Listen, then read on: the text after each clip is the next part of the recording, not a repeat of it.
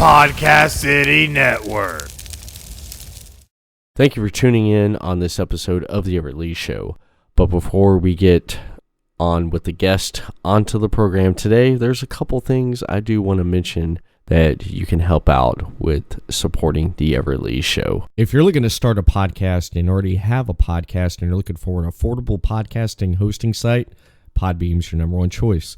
Podbean offers statistics with in-depth analytics to manage your podcast needs. Use the promo code podbeam.com/pbsignup and get a free month off.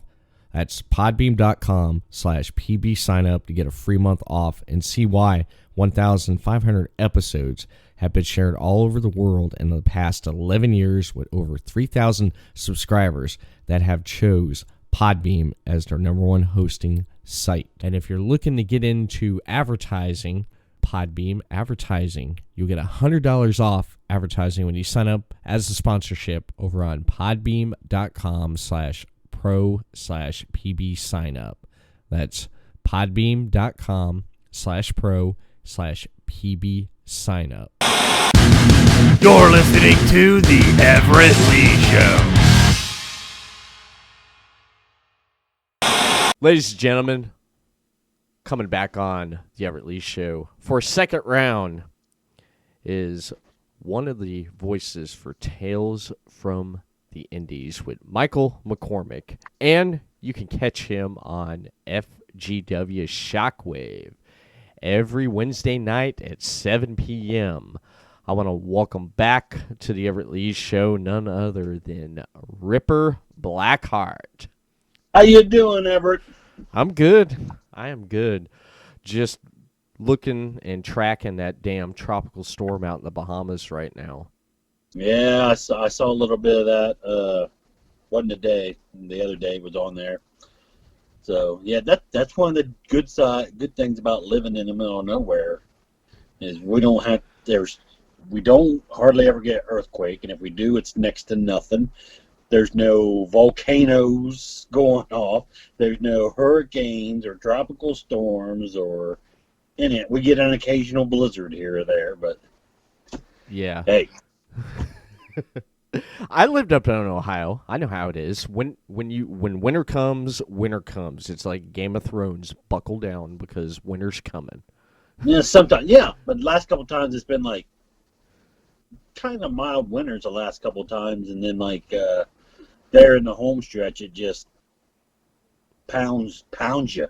Yeah. And you're But yeah, and what they say about Ohio weather is that you don't like it, just wait a day, it'll change. I mean, I've literally went to work where it's been nice and sunny, and by the time I leave, I have to have a winter coat. Damn. And yeah, it's crazy here in Ohio how the weather is. Yeah, it's crazy. When I lived up there, I pretty much went out and did snowboarding during the winter because I lived out in 10 acres out in the middle of nowhere. So pretty much when school got canceled, when I was going to high school up there, I pretty much finished high school up there and graduated in 98. And when school would get canceled because of the snow, it's like, what are you going to do? Grab a snowboard, go out over in the neighbor's field there and avoid his cows and go off the hills and stuff. Yeah, we've got a ski resort like 15, 20 minutes from my house called Mad River Mountain. Uh-huh. They have the snowboarding and skiing and the tubing and all that stuff. So yeah, a bar and a restaurant there, and so yeah, a lot of that.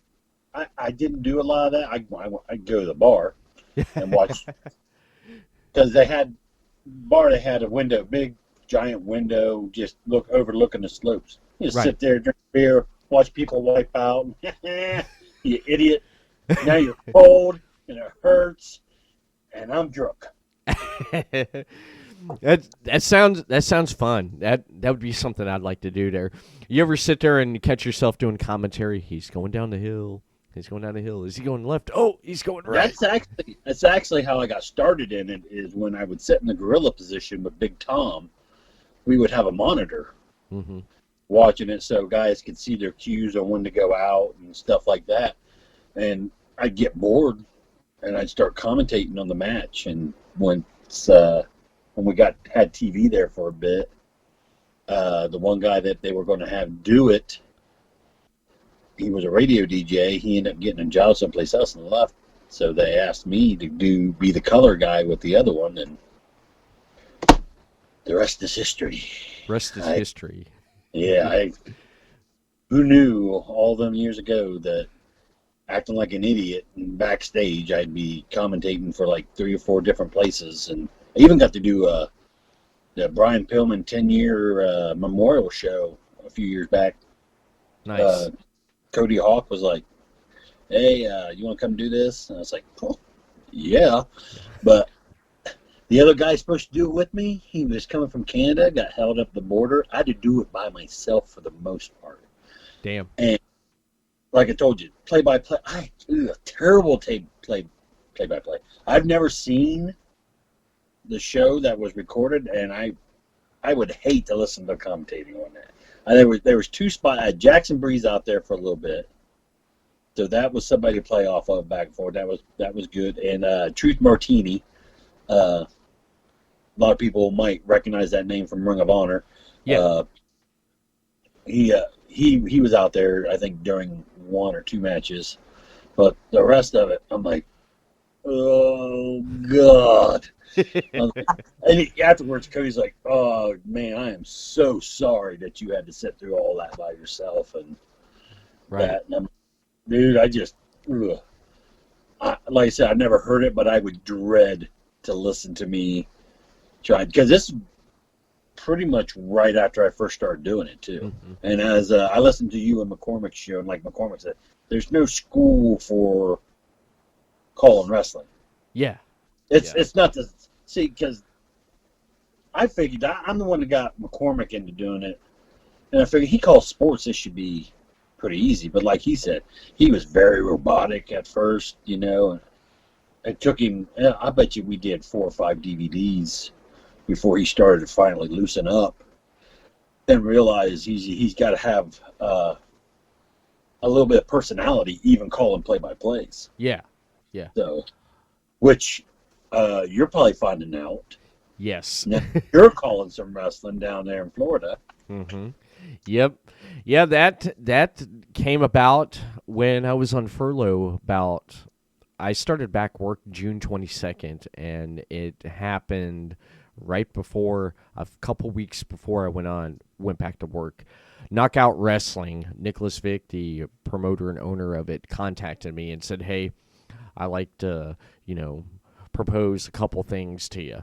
And so I grabbed Chris Carnage, and one of the things was Podcasting Network being a sponsor, the main sponsor for Knockout Wrestling. So we got on the phone there and we talked about that. And then the other thing was proposed was Double Down with Everett Lee, which is a show they've here, I think in the next couple of weeks they're going to release the 2nd episode, and little spoiler, it's going to be with their World Heavyweight Champion, Venom. And it was just talking about with the talent with Knockout for Double Down. And then all of a sudden it was like, "Hey, you ever did commentary?" Like, no. But I thought about it because, like, as yourself, I know you and Michael and other people that's done commentary, and just I figured, you know what? I'm going to do it. I'm going to give it a try. Just try it and see what happens. And pretty much went back, looked at tape, looked at stuff. I looked at Bobby Heenan stuff. I looked at a lot of Roddy Piper from Superstars, because that's what I remember as a kid. On Saturday mornings, Superstars would come on, WWF Superstars. Vince McMahon, sometimes Honky Tonk Man, and Macho Man, and then Roddy Piper.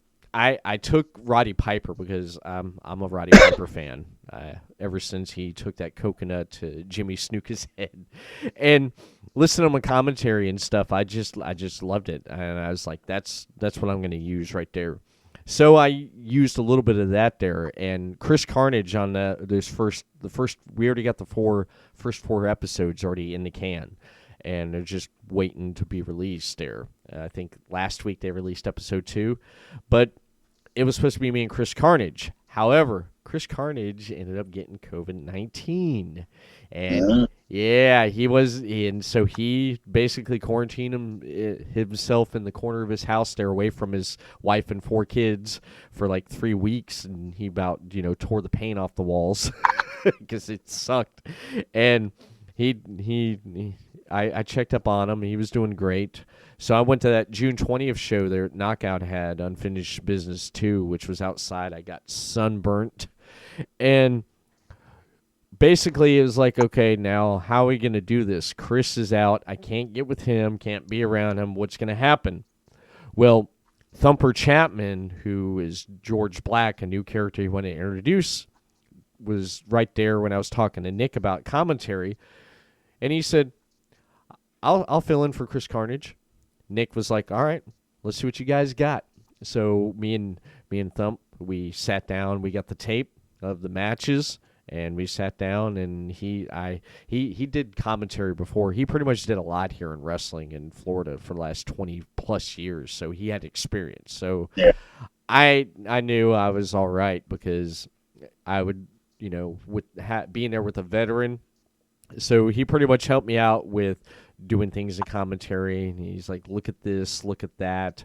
He's like, focus on this. And pretty much we threw it together. Those first 2 episodes, I'm trying to get kind of comfortable. Like how, like you said, you and Michael, after the first few. Same thing.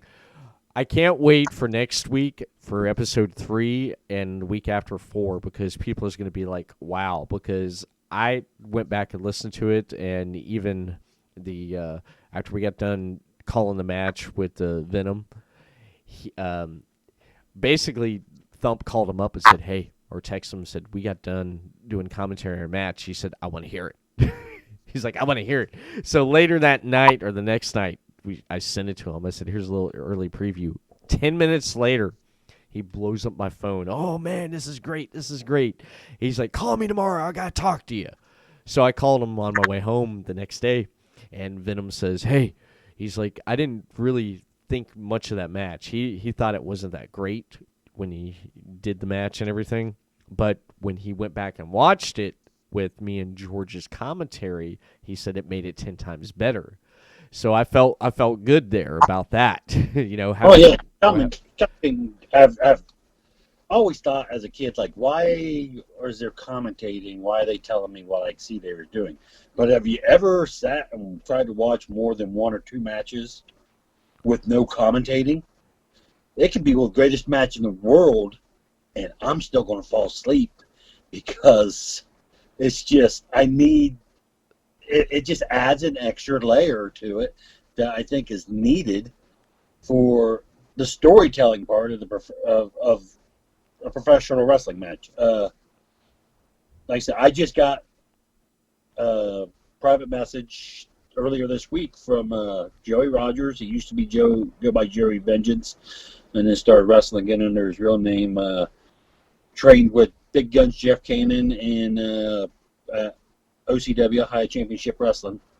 And he now lives, I want to say it's North or South Carolina, I'm not for sure, but OCW recently put out on, I want to say their YouTube page or Facebook page or something.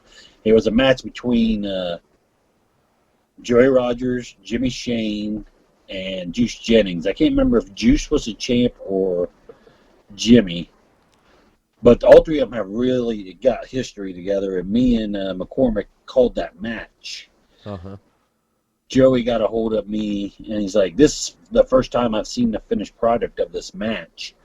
And he's like, I just want to thank you for calling it. What you guys did, how you guys called it was perfect, and all this other stuff. And a lot of credit goes to McCormick when it comes to stuff like that, because he does his homework on it. He'll look up history about the guy or a title they're fighting for, or the history between them and all that, and brings it up within the calling the match. To that way, anybody like first time checking it out, they're kind of, oh, okay, well, this means something a little more. This ain't just a three-way dance match for a title. These guys got history. Joey and Jimmy grew up together, went to school together.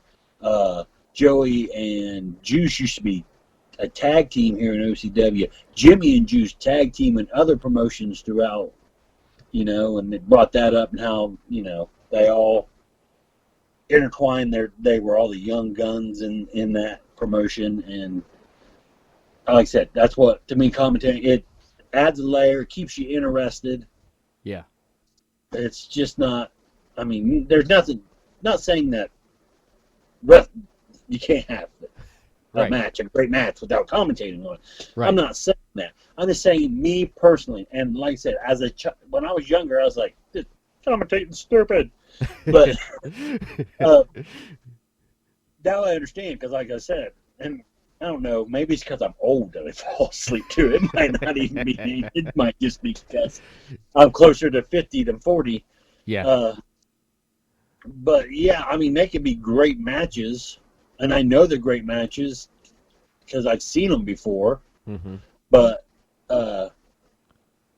commentating on it just it lets you know when to get excited about something, and it's how the voices, the pitch, and the foreshadowing and all that stuff, which I think is why I don't mind doing commentating, because I get to be part of it. Whatever stories happen, I get to be part of it. I get to, I get to make it better for the people watching them. And like I said, I lucked into this just like I lucked into doing the managing, just like I lucked into doing everything in wrestling. Mm-hmm. But, and I don't know, you said you was doing them like you guys would watch tape and do it, so you're doing like post. Yeah. Have you? Now, is that all you've done so far as post? Yeah, pretty much we've done all post already. Here, as things progress here, me and Chris has already talked about in the future here, eventually being at the, having everything set up to do live commentary right there. And that's one thing we discussed and talked about doing at one point, is doing live commentary. But for right now, with his work schedule, he pretty much, when he got his negative test and he was clear of everything, and his work was like, oh great, here you go, you're working 14 days straight, and it's like, damn. And he is going to be there on August 8th. They are having an event there at one of the, I forget where it's at off the top of my head here, but it's not far from us here. It's probably about an hour, maybe hour 45 to get there. It's up near Leesburg, Florida. It's at a VFW. It's going to have a low ceiling, but the owner, Nick, made sure, because of everything that's going on here with the COVID-19 and the social distancing and the mask and everything, he went and he's going to have the event. So fingers crossed, so far everything is going good, because with social distancing, mask and everything, temperature check, Nick's going by the book, and Nick will go by the book just to make sure. If he's going to put on an event and he has to do it like this and this, he is going to do it, and he is going to go by the book, because if one little thing's out of place, and if someone's there and they notice it, they could shut them down just like that, man. It'd be like, you're done. Oh, no, I guarantee you there'll be somebody looking for it. Yeah, you're the third person that said that already. Just to be a dick, because that's how people are. People are assholes. Yeah. That's just people. Yeah, but that is, right now, everything is pretty much post right now with commentary. It is post right now. But after the 8th, when Chris comes on to do it with me, oh man, I'm looking forward to that, because Nick and the production guy that handles Knockout Wrestling, they've already enjoyed, and a lot of the workers and talent has already enjoyed the commentary. And I told Nick and I told the production guy, I said, if you think that was great with Everett Lee and George Black, you ain't heard Chris Carnage and Everett Lee, because me and Chris, we've known each other for a long time, and we've been doing doing podcasting here for a long time. We're both comfortable in front of a mic. And Chris is a former worker too. He used to wrestle back years ago. He hasn't wrestled in about 7-8 years. Injury put him out, and he never did get back in the ring. He got married and had kids. Life happened. Yeah, so I asked because I've done both. I've done post and I've done it live, and there's advantages and disadvantages to both. There is. Doing post, at least you're seeing whatever they've edited together. Yeah. So you're calling what the viewer is seeing. As if you do it live, you're sitting somewhere, they go off somewhere, people stand in front of you, whatever.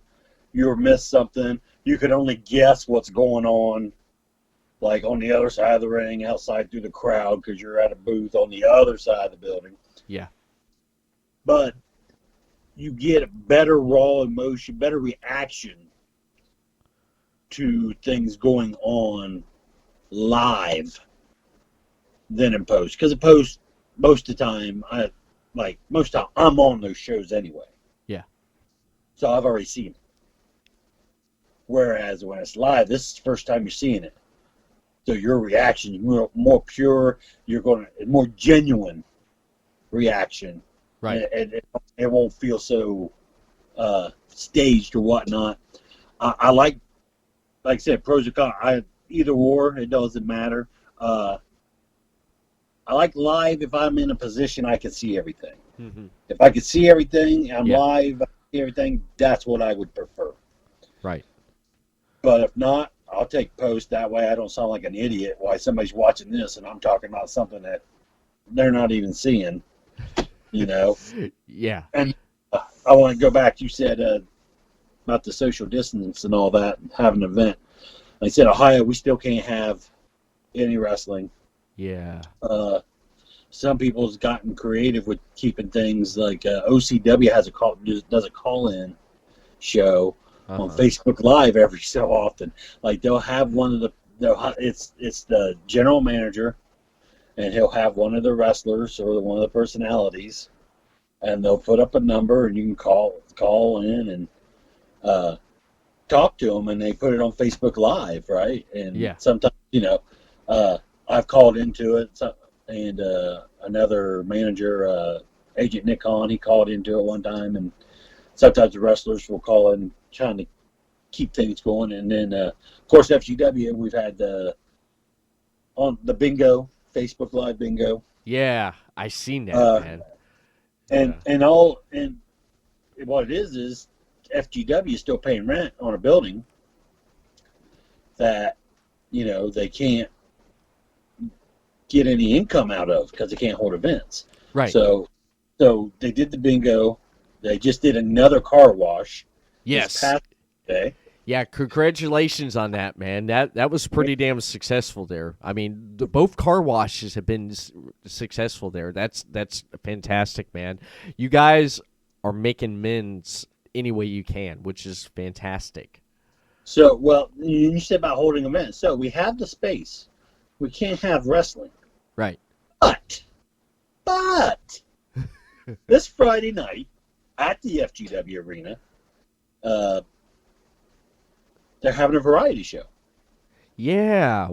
Tell me about that. I saw the post. I said, variety show? What the hell's a variety show? It's like an old-fashioned variety show, different acts, doing different things. And Cody and Brian have found out what they have to do. So there's limited seating. The last I knew, there was 4 tickets left for it to be sold out. I think they can get 60-some people in there. Something like that. So I think they had 4 tickets as of this afternoon left. Wow. But they have the seating set up so that it's, the social distancing, have to wear a mask, have to get the temperature checked, all that jazz.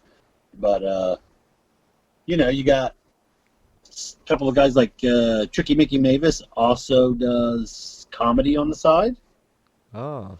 So he's going to be doing that. Justin Dream's going to try his hand at it as well. Got a lot of musicians like referee the referee Glenn and Harley and of course Ricky Glam and Ryan Wild. They all play instruments, so they'll be doing some music. Nice. Deacon Ronald's going to be giving us some magic. Oh. I'm trying to think what else. And Cody Hawk and Big John Murray, bodyguard to the stars, Brett Michaels, head of security. Yep. They'll be doing some storytelling. So, and who knows what else will pop up between now and then, So, is Ripper Blackheart doing anything? At the time, I didn't know if I was going to have to work my shoot job or not. So, yeah, I didn't commit to anything, but I did tell Cody that if they need something, some filler or something, I can do some bad impressions. I'd love to see that, man. I would grab one of those tickets just to see Ripper Blackheart do some bad impressions. Well, I know I think they're going to be filming it, so I don't know what they're going to be doing if they film it. If they're going to put it on as an episode of Shockwave, or if they're going to just put it out on what's the new site everybody's getting, the Patreon or whatever it's called. Patreon. Yeah, that's Patreon. It. Yeah. So they may set up one of those, because there's been discussions of setting up one of those for FGW and putting exclusive material on there, just some kind of income, right, for the promotion as a whole. Like I said, and we got that going on. But then, see, I work for a group in Lima called War Wrestling, and the thing with FGW is there's a lot of people within an hour that work for FGW, so it's no big deal for them to come do stuff. Right. All the time. Right. War, on the other hand, we have a crew that comes in from Chicago. We have a crew that comes in from Detroit area, Northern Ohio, Southern Ohio, Indiana, all points in between. So it's kind of hard to get them guys to come up and do something, 2, 3, 4 hour drive for nothing, because. Yeah. Like I said, he's got storage bills and stuff, which all the surplus he had set aside for these shows that he had coming up that all got canceled. Right. It's all gone because he's had to pay rent. Yeah. All these months on the storage facilities and all this holds the staging and the lights and the ring and all that stuff. So when he comes back, he's like. And that's been around for 17 years. Yeah, war wrestling has been around quite a while, man. Because and it's going to be like starting from scratch. Wow. All over again when it gets the green light. Have you heard anything about maybe when and possible that they're going to start doing anything with wrestling? Because I kind of mentioned this with Michael when I had him on last week about how hard the Ohio Athletic Commission is. They could be buttheads from what I understand. They're pretty stern and strict on everything because a lot of talent that's in Ohio. Hell, they've been going to Indiana, Kentucky, and outside of Ohio just to find work to do shows. Yeah. I mean, Shauna Reed, I think she was in Kansas. She's got one in Kansas coming up. It's just I know a lot of guys been going to Indiana and Michigan that are Ohio-based wrestlers because they're open and they're allowing them to put on shows and whatnot. Right. They keep having meetings, and it's like every time they have a meeting, nothing's really decided. Yeah. Except for the fact that they're not allowing it. Right. They're pretty much nah. We're not at this time. Not at this time. I feel for you. I even told Michael I feel for you guys, man, because I know how you're seeing everything else going on around you. Especially here in Florida, shows happening here and there, and then when it comes to you, you're just, come on, man. Look, look at everyone else. They're doing social distancing. Everyone's wearing masks. Everybody's doing what they're supposed to do. Why not Ohio? Do you think that Ohio is afraid they may become like a hot spot like here in Florida? Oh, definitely. Yeah. And not only that, they just changed it back to where the bars have got to close. I think at 10 or 11 now. Mm-hmm. They went back to that. Right. Here just this week or so, and made the mask mandate. You have to wear a mask in public now, whereas before it was kind of lax. Do, don't, whatever. Now it's almost every store or anything open to public demands that you wear a mask when you come in. So, and it's, I don't like to get political and get into all this stuff, but it's just people being stupid. We'd be over this by now. Yeah. I don't know why Joe Blow on the internet thinks because he says he ain't going to shop at Menards because they make him wear a mask, that Menards gives a shit. It's a multi-billion-dollar corporation. They'll get by without your money. Exactly. Everybody's not going to fold to you. Right. It's not going to happen.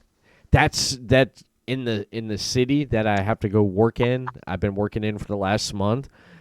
They passed a mask mandate where every business you walk in there, you have to wear a mask. You can be out in the parking lot from going from your car to the building. Before you go inside, you put the mask on, you go in.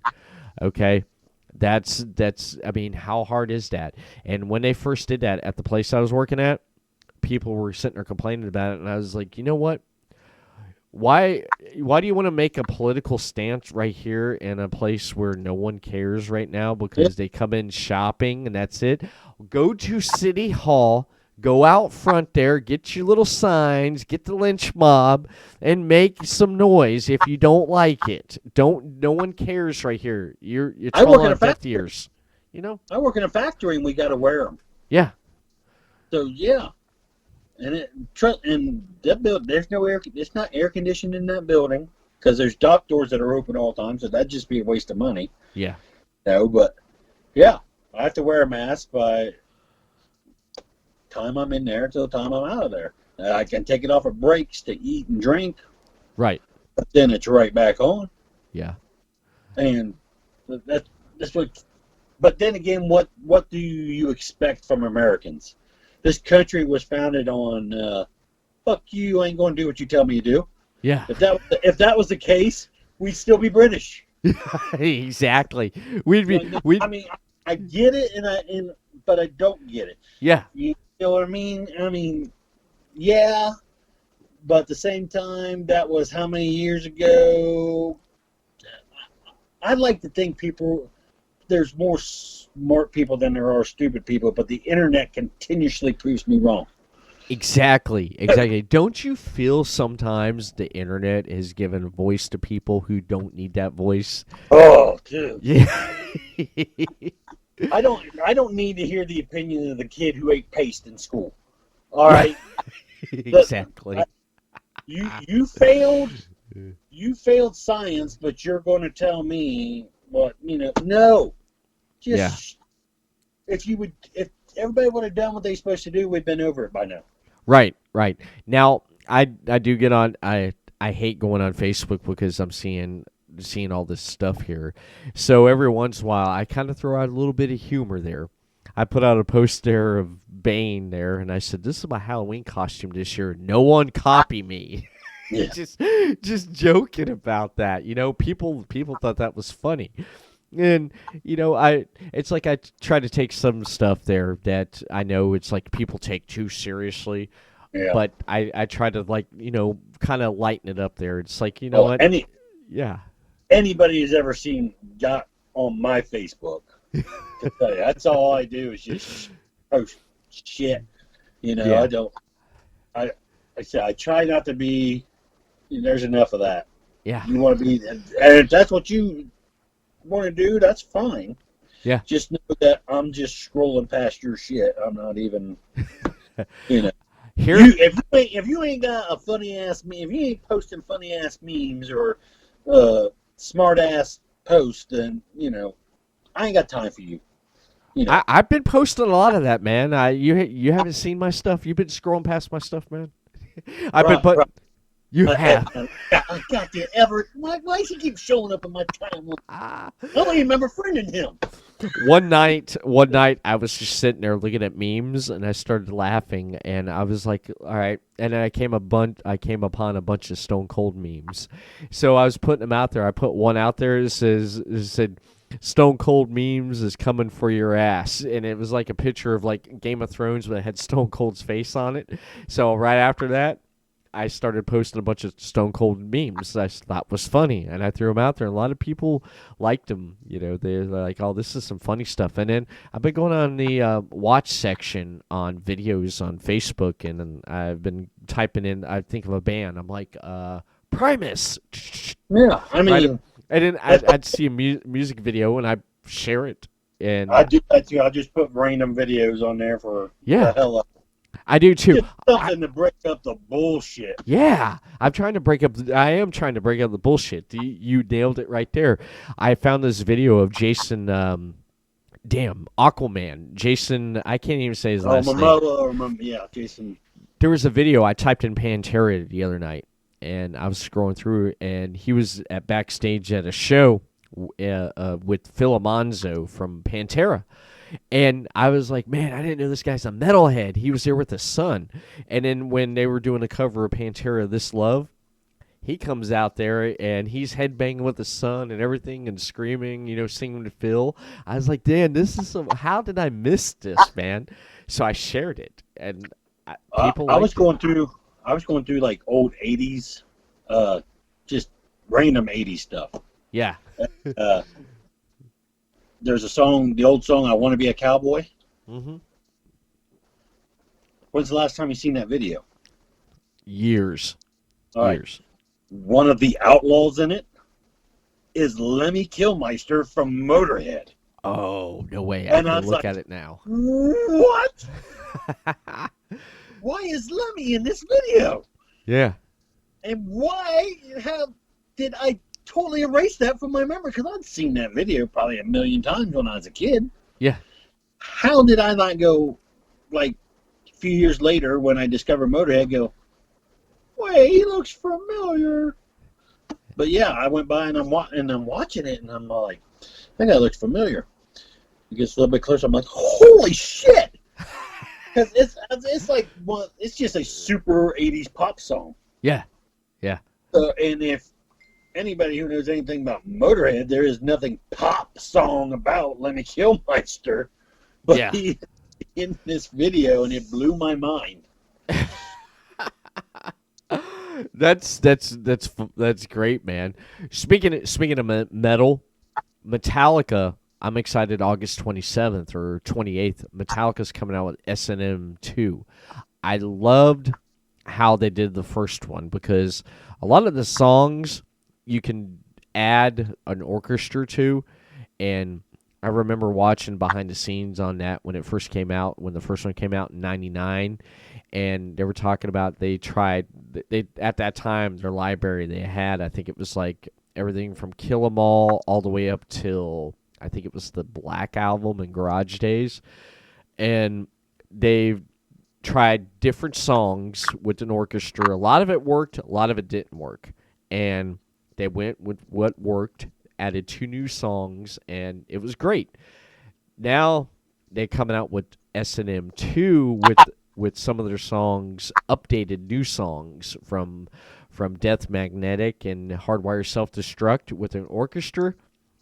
Watching the trailer for that got me pumped up, man, because I'm a Metallica fan. I've been a Metallica fan since I was like 14. I remember when the Black Album came out, and I'm like, this band is just so great, and listening to them, getting into them, and going back to their back catalog of stuff from And Justice for All, Master of Puppets. I mean, I love them. I know people's like, oh, I can't stand them, or I love them. I love them, man. I don't care if you love them or hate them. I love their music. It just gets me so pumped, especially when you're driving to work. You're trying to get to work and you're late, and then you're driving down the road, and all of a sudden you have Sirius XM on. You got it on the metal station, and then Metallica comes on. Yeah, getting to work gets there. You get there really quick. I wish they would have went back and listened to some of their stuff on Saint Anger, so we wouldn't have to suffer through that. Oh man. Oh, that was so terrible. You're gonna ridicule me if I tell you this right now. I like It's probably your favorite album, isn't it, Everett? no. I I like 2 songs off that album. Frantic and Some Kind of Monster. Because I love the bass, how that comes in on Some Kind of Monster. I just love that. But yeah, that album, I remember I went to the mall that day back when you had to buy CDs at the mall. Remember those days, man? You know, Yeah, remember going to the mall? Remember being able to go to the mall? Yeah, going to the mall, Remember being able to just go to the mall? Yeah, go to the mall, buy your favorite album, go in Disc Jockey or Camelot Music, and there it is on sale right up their new albums right in front there. It's like, oh, and then you're like, yeah, I want to get this, and then you got the annoying person, hi, welcome to Disc Jockey, hi, welcome to Camelot Music, we got this on sale, get it, yeah, shut up, I want this, you know, and I bought that album.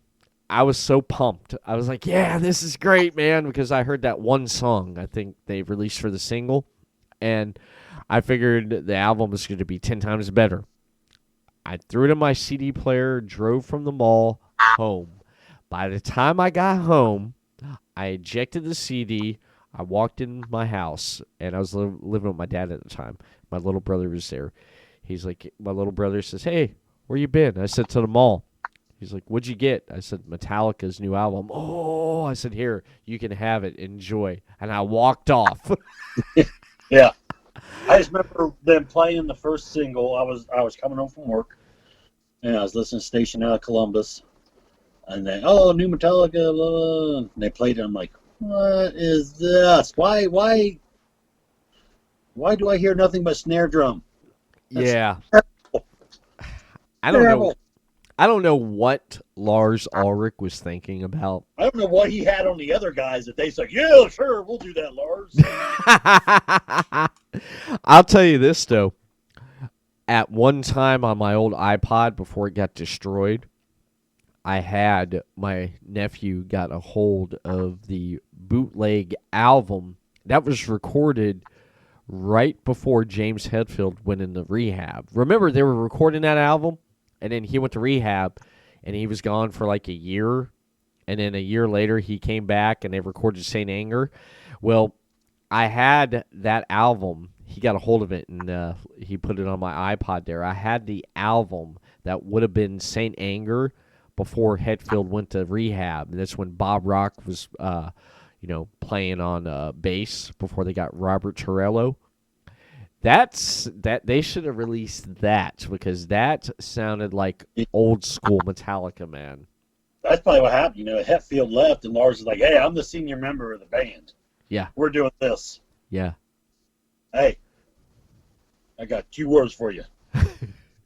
Snare drum. Yeah, it just killed me, but I liked it when they got with Rick Rubin for Death Magnetic because I've said this plenty of times. Rick Rubin was like, yeah, man, you need to play like it's 1984. And look what happened. Death Magnetic, dude, I love that album. But when I heard Hardwire Self-Destruct, I love the structures of the songs. Because I think every band gets to that point where they're like, well, we want to be seen as artists. Yeah. Nobody gives a shit that you're an artist, especially in rock and roll. Rock out. That's what we want. Exactly. Stay with the one who took you to the dance. Yeah. Yeah. It's simple. Mm-hmm. But lots of them done it. I mean, come on. David Lee Roth went and did a solo career and remade California Girls wasn't bad. Yeah. But just the Gigolo, come on. I love that. You can't. Every time that comes on, I listen to Hair Nation a lot on XM. Yeah. Every time that comes on, it's either going to Ozzy Boneyard or Octane because I ain't listening to that. I listen to those 2 channels, man. That song was old then.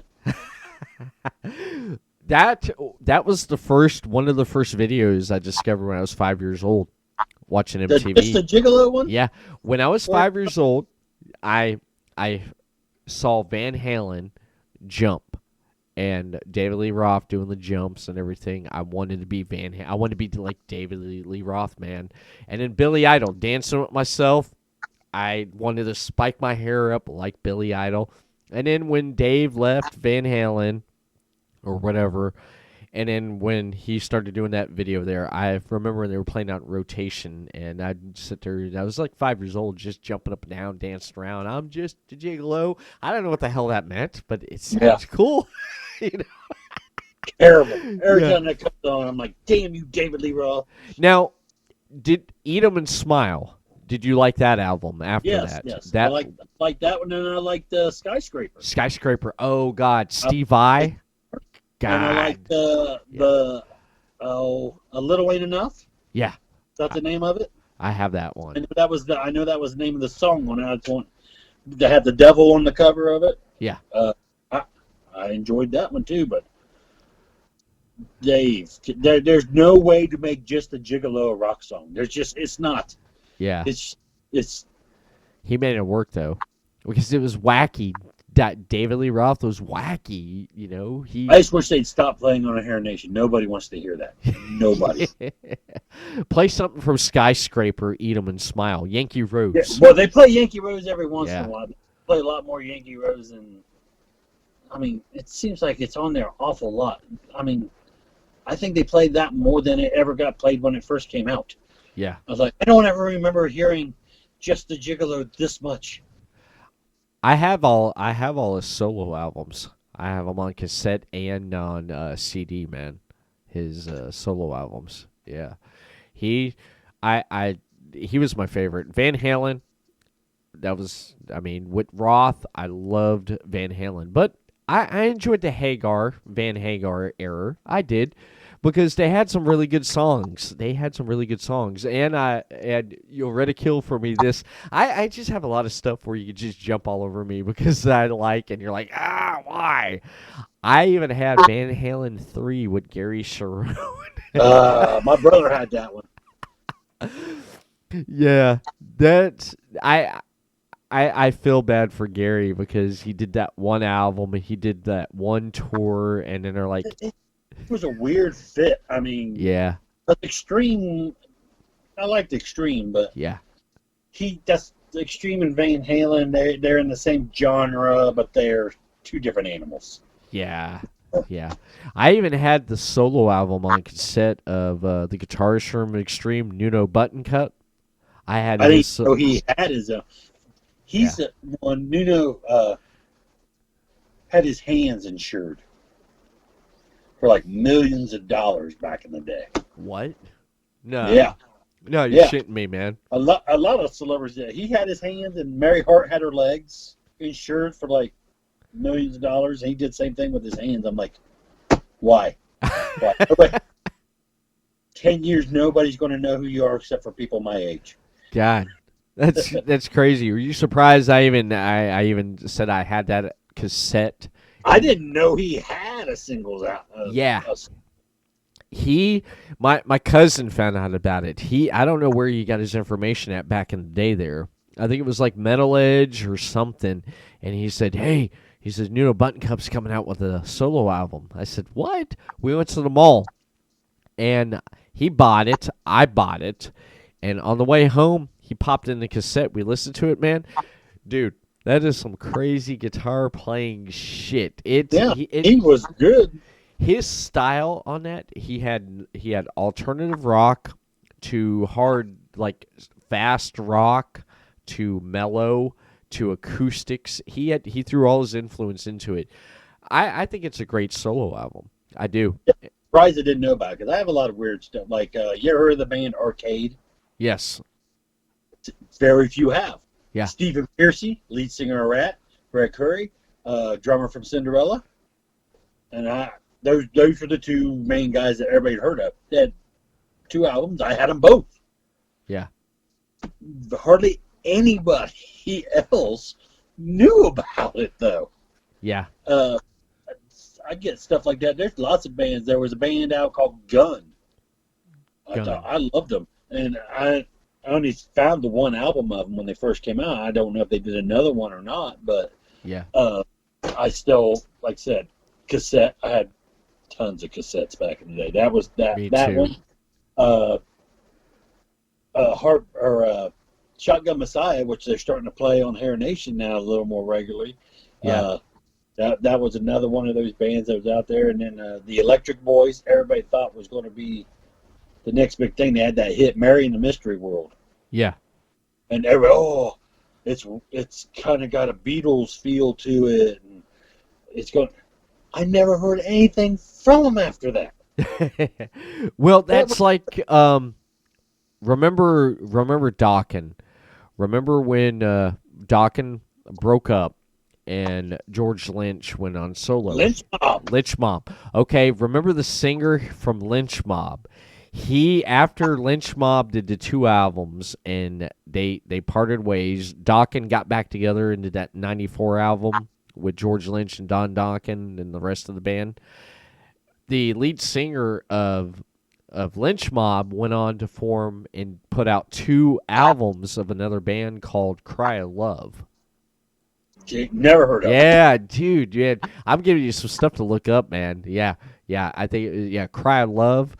That was pretty good. The first album, it sounded like Lynch Mob, but the second one was a little bit more laid back, but it still rocked.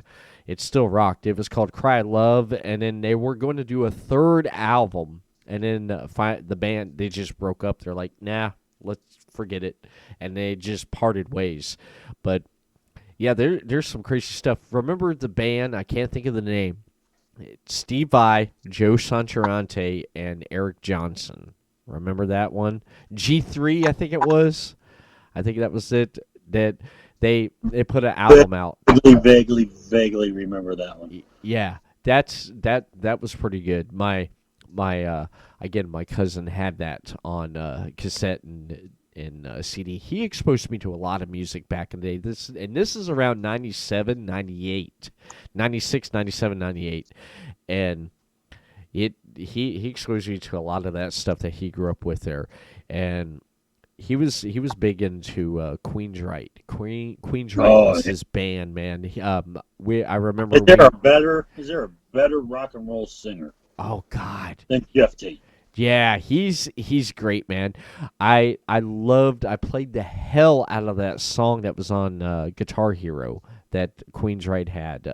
I can't think of the name of it. I can hear it in my head.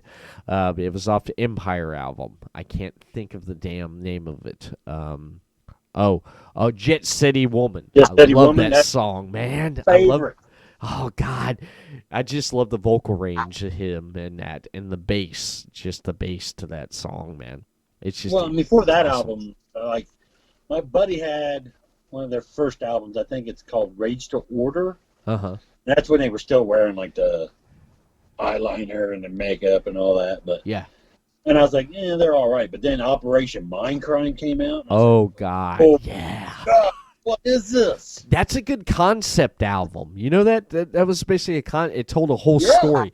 The whole album was a whole story. Every song was a story. Holy crap! Yeah, I like a concept album that tells a whole story. It starts out and the whole songs all connect together, and you have to listen to it like all the way through to get the whole story. I love Operation Mindcrime. I think it's one of the greatest rock and roll albums of all time. Yeah, that. I definitely have to agree with you right there, because that right there, it's when I think of Queensryche, Operation Mindcrime, man. I love that. I love that there. I do want to mention this right here. I want to take a quick break, and when we come back, we'll dive more into the conversation right here. But first, there's a couple things I do want to mention. Since 1995, HighSpots.com has grown to be the company it is by serving the wrestling fans throughout the world with a great selection of merchandise. HighSpots.com has everything a wrestling fan could want, including the latest WWE and TNA releases, classic wrestling merchandise, and their HighSpots.com exclusive releases. HighSpots.com is the leading online retailer for professional wrestling and mixed martial arts, offering autographs, figures, DVDs, apparel, wrestling gear, and even wrestling rings. Their largest clients include WWE, Impact Wrestling, ROH, and AEW. Click on the High Spots logo on the Everett Lee Show page over on podcasty.net to order. Whether you are a wrestling fan, pro wrestler, or promoter, you can find what you're looking for at highspots.com. If you grew up as a kid in the 1980s or just a fan of 1980s pop culture, then ADTs is for you. ADTs sells a huge variety of licensed t-shirts featuring characters, movies, TV shows, video games, and music stars from the 1980s through today. They also have great costumes from 80s pulp culture too. ADTs.com sells officially licensed pulp culture t-shirts. As you might guess, their focus is on the 1980s, but do sometimes sell other cool pop culture related tees. 80s Tees has been in business since 2000, meaning they like retro 80s stuff too before it was cool. Follow the link provided in the description section of this episode for more. 80stees.com. You're listening to The Everett Lee Show.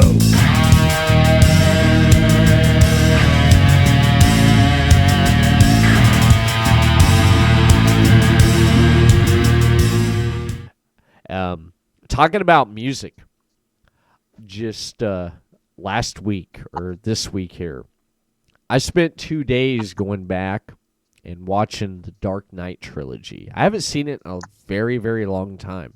Oh, really? I watch it, at least one of those movies probably every other month. Well, let me tell you how this happened. I was talking to our good friend J.J. McGuire on Sunday night. I was talking to him. I called him up, see how he was doing, and we had our normal almost 2-hour conversation, just shooting the shit. And we started talking about cameras and talking about photography and 70 millimeter, 35 millimeter. And I said, Christopher Nolan, when he did The Dark Knight, he did something at that time no one did before. And he said, what's that? I said, he used an IMAX camera to shoot a feature-length film. I said, at that time, 2008, IMAXs were used for, like, National Geographic. Yeah, and documentary things. Yeah, nothing for, like, an action movie. And the cameras, I guess, the way they are and built at that time, you couldn't move them. And yeah, Christopher, funky. Yeah. Christopher Nolan figured a way to do it. And I was telling him, and he thought it was neat. I said, they told him, it's like, you can't shoot a movie like that. And he's like, the hell I can't. And he proved them. And I told him, I said, if you watch the opening sequence of The Dark Knight, that was all shot with those IMAXs. And he said, no way. I said, yeah. And then when I was talking to him on the phone, Ripper, I pulled up online a site that talks about films, that everything they used. He stuck to traditional filmmaking and used real. And he used they flipped the truck. Mm-hmm. No CGI. They flipped the truck. Yeah. The semi. Yeah. Yeah. I remember watching the documentary or something about that. And he was like, "Yeah, I'm not using that special effects. We flipped that truck." Yeah, about the only CGI they used was for Harvey Dent when he got his face burned off. That was it, and he used a digital filter to put over his film on the 70 millimeter. And I was talking about it, and I got really excited talking about it with him. And after I got on the phone with him, I said, "You know what? I got all 3 of those on Blu-ray. I just hooked up my back speakers for my surround system." And I got it all set up for digital sound. I said, I'm going to go back and watch those. So Monday night, after I got my daughter asleep, I got in the living room. Wife went to work. I put in Batman Begins. And I had to turn it down a couple times. You know the part where he's about to bust the mob boss there in Batman Begins? He's in where the containers are and stuff. Yep. that surround going around and stuff and everything. You could hear going all around because I set it up where it had true 5.1 HD sound. Oh God, dude. I sat directly where I could hear everything. Ripper, watching it on Blu-ray and watching that. God dang, dude. I thought I was in the theater. I was sitting there. I was getting just goosebumps. I'm like, man, this is great. This is how you watch a movie. Yeah, And, I love, like I said, everybody, it's no secret my favorite all-time character is Batman. A lot of people, they either love, there you go. You either love or hate the Nolan trilogy. I like it. I do. I love it because they showed that he was just a mortal man. Yeah, yeah. He gets up out of bed. He's real slow moving. Dark black and blue bruises on his back, and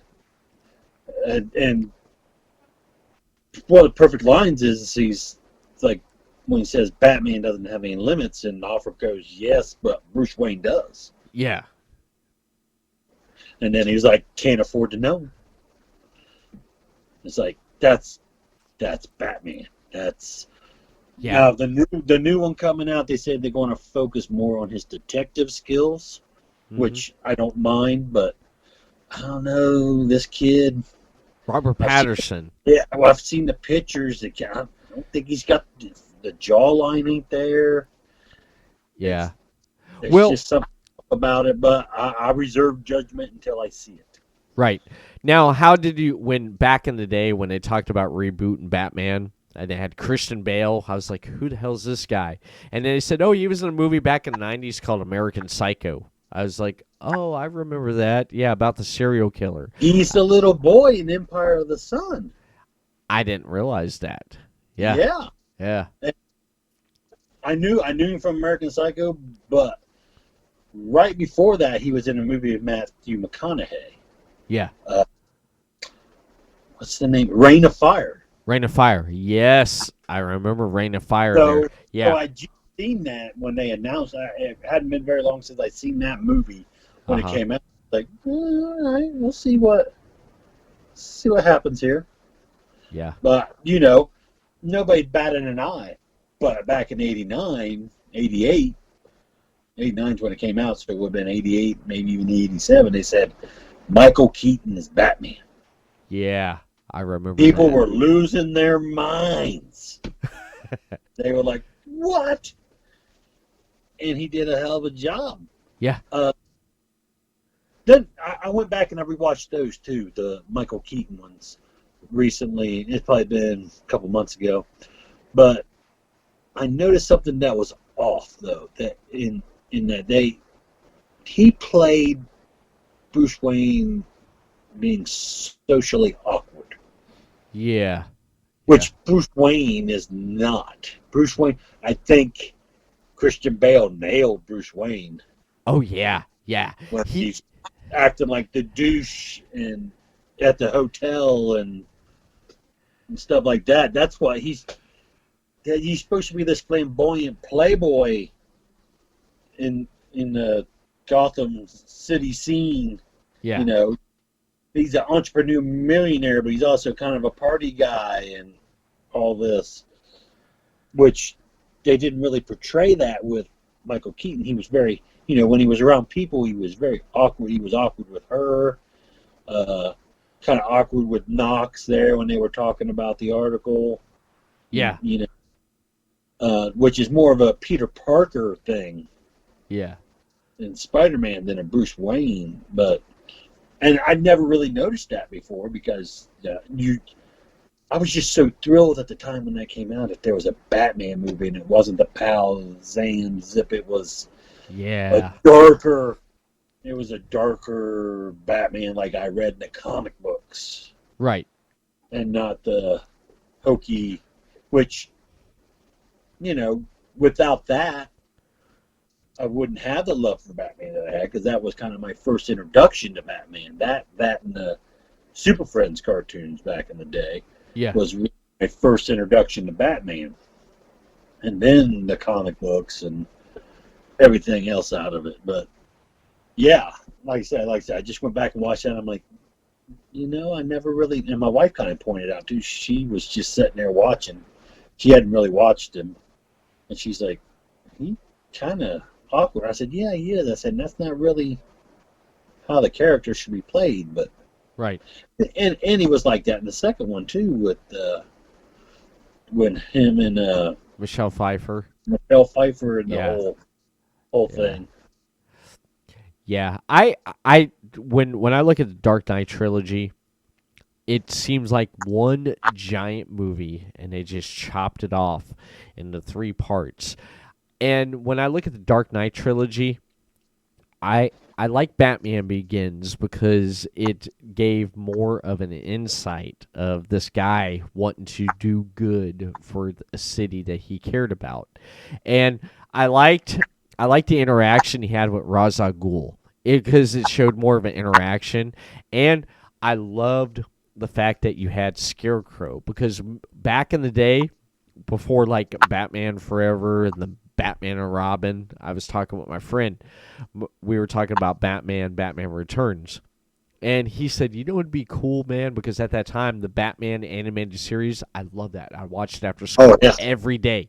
He said, it'd be cool, man. And I said, what's that? He said, it'd be cool if we actually saw like a live version of the Scarecrow. I said, yeah, that would be cool. He says, yeah. It's like he'd scare people, and we get to see from their point of view, like, them freaking out with the fear serum and stuff. I said, that would be cool. I said, I doubt that they'd ever do that. Batman Begins rolls around. I loved how they kept Crane around, through the 3 movies. Yeah, he's in every movie. Yeah, I love that because I still laughed. I was laughing my butt off because when he was on the horse there, and he's sitting there, giving that speech and everything, and the kid's freaking out, and you've seen from his point of view and stuff. And then, what's her name, just like, psst, tasers him, and he runs off. I just love that. And I loved how he was trying to figure out things. I think that's what I loved about Batman Begins, because it's like he had an idea, he went halfway across the world, and got down and dirty to basically get what he needed to become a symbol to fight crime in Gotham. And even with the Dark Knight, I caught something I didn't really caught before, because basically it was like that he was basically trying to clean up the town. And then you had the Joker come in, and he he threw Batman off his game. And Batman, it was like when he thought he was one step ahead of the Joker was right there ahead and ahead and ahead. He planned everything out. I thought it was brilliant. And I liked how Harvey Dent snapped after what's her name died. I thought that was really, really good. Sitting down again. I haven't watched in a while and watching it. But then when it comes to the third movie, it's like the fall of a hero, and you rise from the ashes one last time. And I liked what they did with Bane, because I know you being a big Batman fan, have you ever seen Bane portrayed in that type of way? He was more like a muscle, right? I liked him, but still, that's not Bane. They still didn't do it right. They did? They did a horrible, horrible job with him in, what was it, Batman and Robin? Yeah, that was that horrible. But he's still, I want the tubes. I want the venom. I want him to get big. Yeah. I want that. He was big. But he's also supposed to be smart. See, they had the whole thing with the him getting big and all that in Batman and Robin, but they made him a mindless idiot. No, Bane is like super smart. Yeah. But he's also, I want him to be able to, hit the button and he gets even bigger than what he is. Yeah. I mean, to me, that's But Nolan's trying to ground everything in the real world. Yeah, and Understood it, so that's why I could enjoy that take. yeah, The take he did on him, where he made him more of like a terrorist. yeah, And yeah, like I said, the Batman Begins is the first live action true origin story of Batman. yeah, Because you've seen where, his parents get shot and then boom, he's Batman. yeah, No, they never showed you what happened between here and here until Batman Begins. yeah, And they show you all that. The Dark Knight, I was like, how are they going to top this? And they didn't. I'm sorry, they didn't. The Dark Knight Rises is a good bookend to a trilogy. yeah. But out of the three, it's the weak. It's the weak one. I don't know why. It just feels that way. It just feels there's just a little bit something missing. But as being a part of a trilogy, it's a good bookend. Yeah. The Batman Begins is a great start. The Dark Knight is phenomenal. The good thing about Dark Knight, and I say the same thing about the Captain America movies, the first one in Winter Soldier. Take the costumes off of them. You don't even know it's a superhero movie. Right. Dark Knight's the same way. You take him out of the bat suit, wipe the makeup off Heath Ledger, and it ain't any different than any other crime or or guy going against terrorist movie. And the Captain America, especially Winter Soldier, it's a political thriller. Yeah. I mean, like I said, you take the costumes off these guys and take away the superhero names, and they're still really, really, really good movies. Oh, yeah. Yeah. And you know what I think about The Dark Knight, if you think about it, because when he made himself after Batman Begins, if you think about it, he made himself a symbol of fear because everyone feared him. And then you had this guy come out of nowhere that was crazy, and just like Alfred said in the movie, money, he don't care about that, nothing. He just wants to watch the world burn. Basically, it's everything that it was like trying to maintain order as a vigilante for the city. And you got this wild card come in, and it just flipped his world upside down. Joker is complete chaos. Yeah. And there's no rhyme or reason for what he does. Right. What I like, one of my favorite scenes out of The Dark Knight is, of course, the opening scene when they're going to the bank and robbing it and stuff and everything. I love that. I love how that was shot. Even with Hans Zimmer's music, it just amplified it much more better. And through all those movies there, all three of them. But then another favorite part was when the Joker got caught, when you thought Commissioner Gordon was dead, and when he was in the interrogation room with him, when he walked out and the light turned on, Batman was behind him. The first thing that came to mind was Killing Joke for some damn reason, It just, I love that interaction with with Batman and Joker in that interrogation room right there. And I read about this, and then when I watched it, I was like, I caught it. When he first came to go after Harvey Dent after he took out the judge and the commissioner, when he showed up at the party and he was like, I'm looking for Harvey Dent. When he came off the elevator, and then you saw Michael Caine was like, shocked. That actually, Michael Caine did not see the Heath Ledger in the outfit or anything beforehand, and that was the first time he seen him in the outfit. So his reaction was real, man. That's what I love about that part there too. Michael Caine, he was like, "Oh shit," And he was perfect as Alfred. Oh, I loved him as Alfred, man. And I like Morgan Freeman's character. He's like, "What is it today, Mr. Wayne?" He's like, "Usually with these, there's a request." But So you plan on doing a lot of mountain climbing, do you? Yeah. You going base jumping today? Base jumping, that's what I was planning on doing. Base jumping. Yeah, I love that stuff. And I And also loved. all that stuff is real stuff. Yeah. Even the Batmobile from that movie is an actual thing that the military had and didn't follow through with. The gun, the grappling hook gun, somebody out there that was made beforehand. All that stuff that he had him use, he didn't just create for the movie. That stuff is out there. Yeah. And I thought it was great how he had it where he was like ordering the stuff and all that, and better do this many or else it looks fishy, Yeah. And Yeah. the Alfred, just Michael Caine, his wit. Oh yeah. Anyway, the way he delivers stuff, and who was it that did it in Justice League? Jeremy Irons. Yeah, Jeremy Irons. He was great. It's all right, but man, I think it's going to be hard pressed to find someone better than Michael Caine because he was just. Yeah. Because that's what Alfred is. Alfred, before there was Robin and all that, Alfred was Batman's right hand man, and he's the guy. And yeah. I thought he was brilliant in that.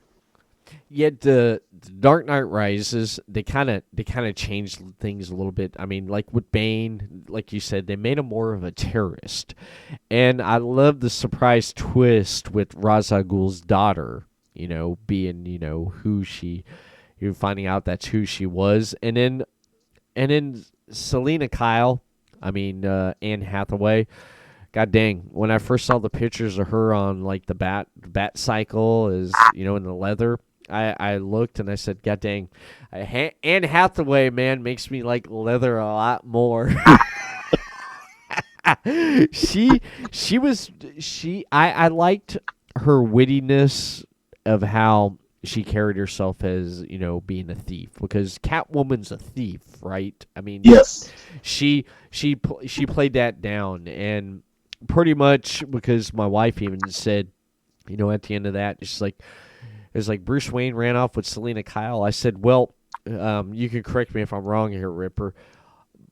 Batman, Bruce Wayne, and Selena Kyle, I guess in the comics, did have a get together, and they had kids, which turned out to be birds of prey. Am I correct, or am I wrong? Or what? Yeah, they were back in the day when they had the multiple Earths on one of the Earths. They got together. They had a daughter, and she's the Huntress in that world. Oh, okay. But when they had the Crisis on Infinite Earth event in the comic books and put all the Earths and smashed them into one, that changed some things. And then the Huntress was a different character. But, however, recently, within the last few years, Bruce Wayne and Selena Kyle did, in fact, get married in the comic books. Okay. So in the timeline as it stands now, Batman and Selena Kyle are married. But they have not, as far as I know, have children yet. Now, the current Robin in the comic books is Bruce Wayne's son that he had with Ra's al Ghul's daughter, Talia. Wow. Man, that gets deep, man. Yeah. Wow. And there was a whole thing on that, too, where things got weird with that, too. But, yeah. But the Birds of Prey thing, that's because the Huntress was in Birds of Prey. Okay. And the original Huntress, as far as I know, originally she was the daughter of Batman and Catwoman on Earth 2 or Earth whatever they had her on. Right. But except once Crisis came, I can't remember her alter ego now, but her family's like a crime family. Oh, really? And she kind of broke away from that. Like, they end up killing her boyfriend that she loved or something, so she becomes the Huntress. And if I remember right, it's been like you bring up the comic books. My wife decided to try to start inventorying my comics. Oh, damn. Yeah, and I started helping her the other day, and I've surpassed 1,000, and I'm not even done. God dang, man. That's more than what I have. I mean, That's I have a lot of that's just the ones that it's you scan the barcodes on it, it brings it up. But some of them don't have barcodes, and then you got to try to manually find it. So we haven't gotten to all those yet. You got to manually find the cover to that. right. And then I got like indie stuff and other ones that don't have, like comic books that you got from comic book shops where they don't have the barcode. There's like that square in the corner. It's got like Spider-Man's head on it, or the Justice League symbol. And those you got to. So we ain't even gone through all those that we tried to do and we couldn't. We had to set off the side for now. Already over 1,000. I've got a shipment coming from Brian, the owner of FGW, from his last Facebook Live. I dropped $105 on comics then. Jeez. 2-3 weeks ago, because like I said, I'm to the point now. I didn't really buy comics to collect them. Right. I read them. Yeah. So a lot of mine are pretty beat up because back we folded them and everything else. Yeah. But yeah. But I still have some of them that are beat up. But then I have others, and I've lost some, or some's got destroyed over the years. So now Brian has these. When he has these Facebook Live auctions, they're all older titles. So I'm usually getting either replacing stuff from my childhood or getting key issues that I don't have just because I wasn't worried about that as when I first started getting into it. Yeah. Or just stuff I think is really cool. Like I got issue number 3 of Aquaman from the 60s from him like a month ago. Oh, wow.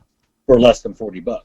Wow. I mean, it's not perfect condition, but it's in good shape.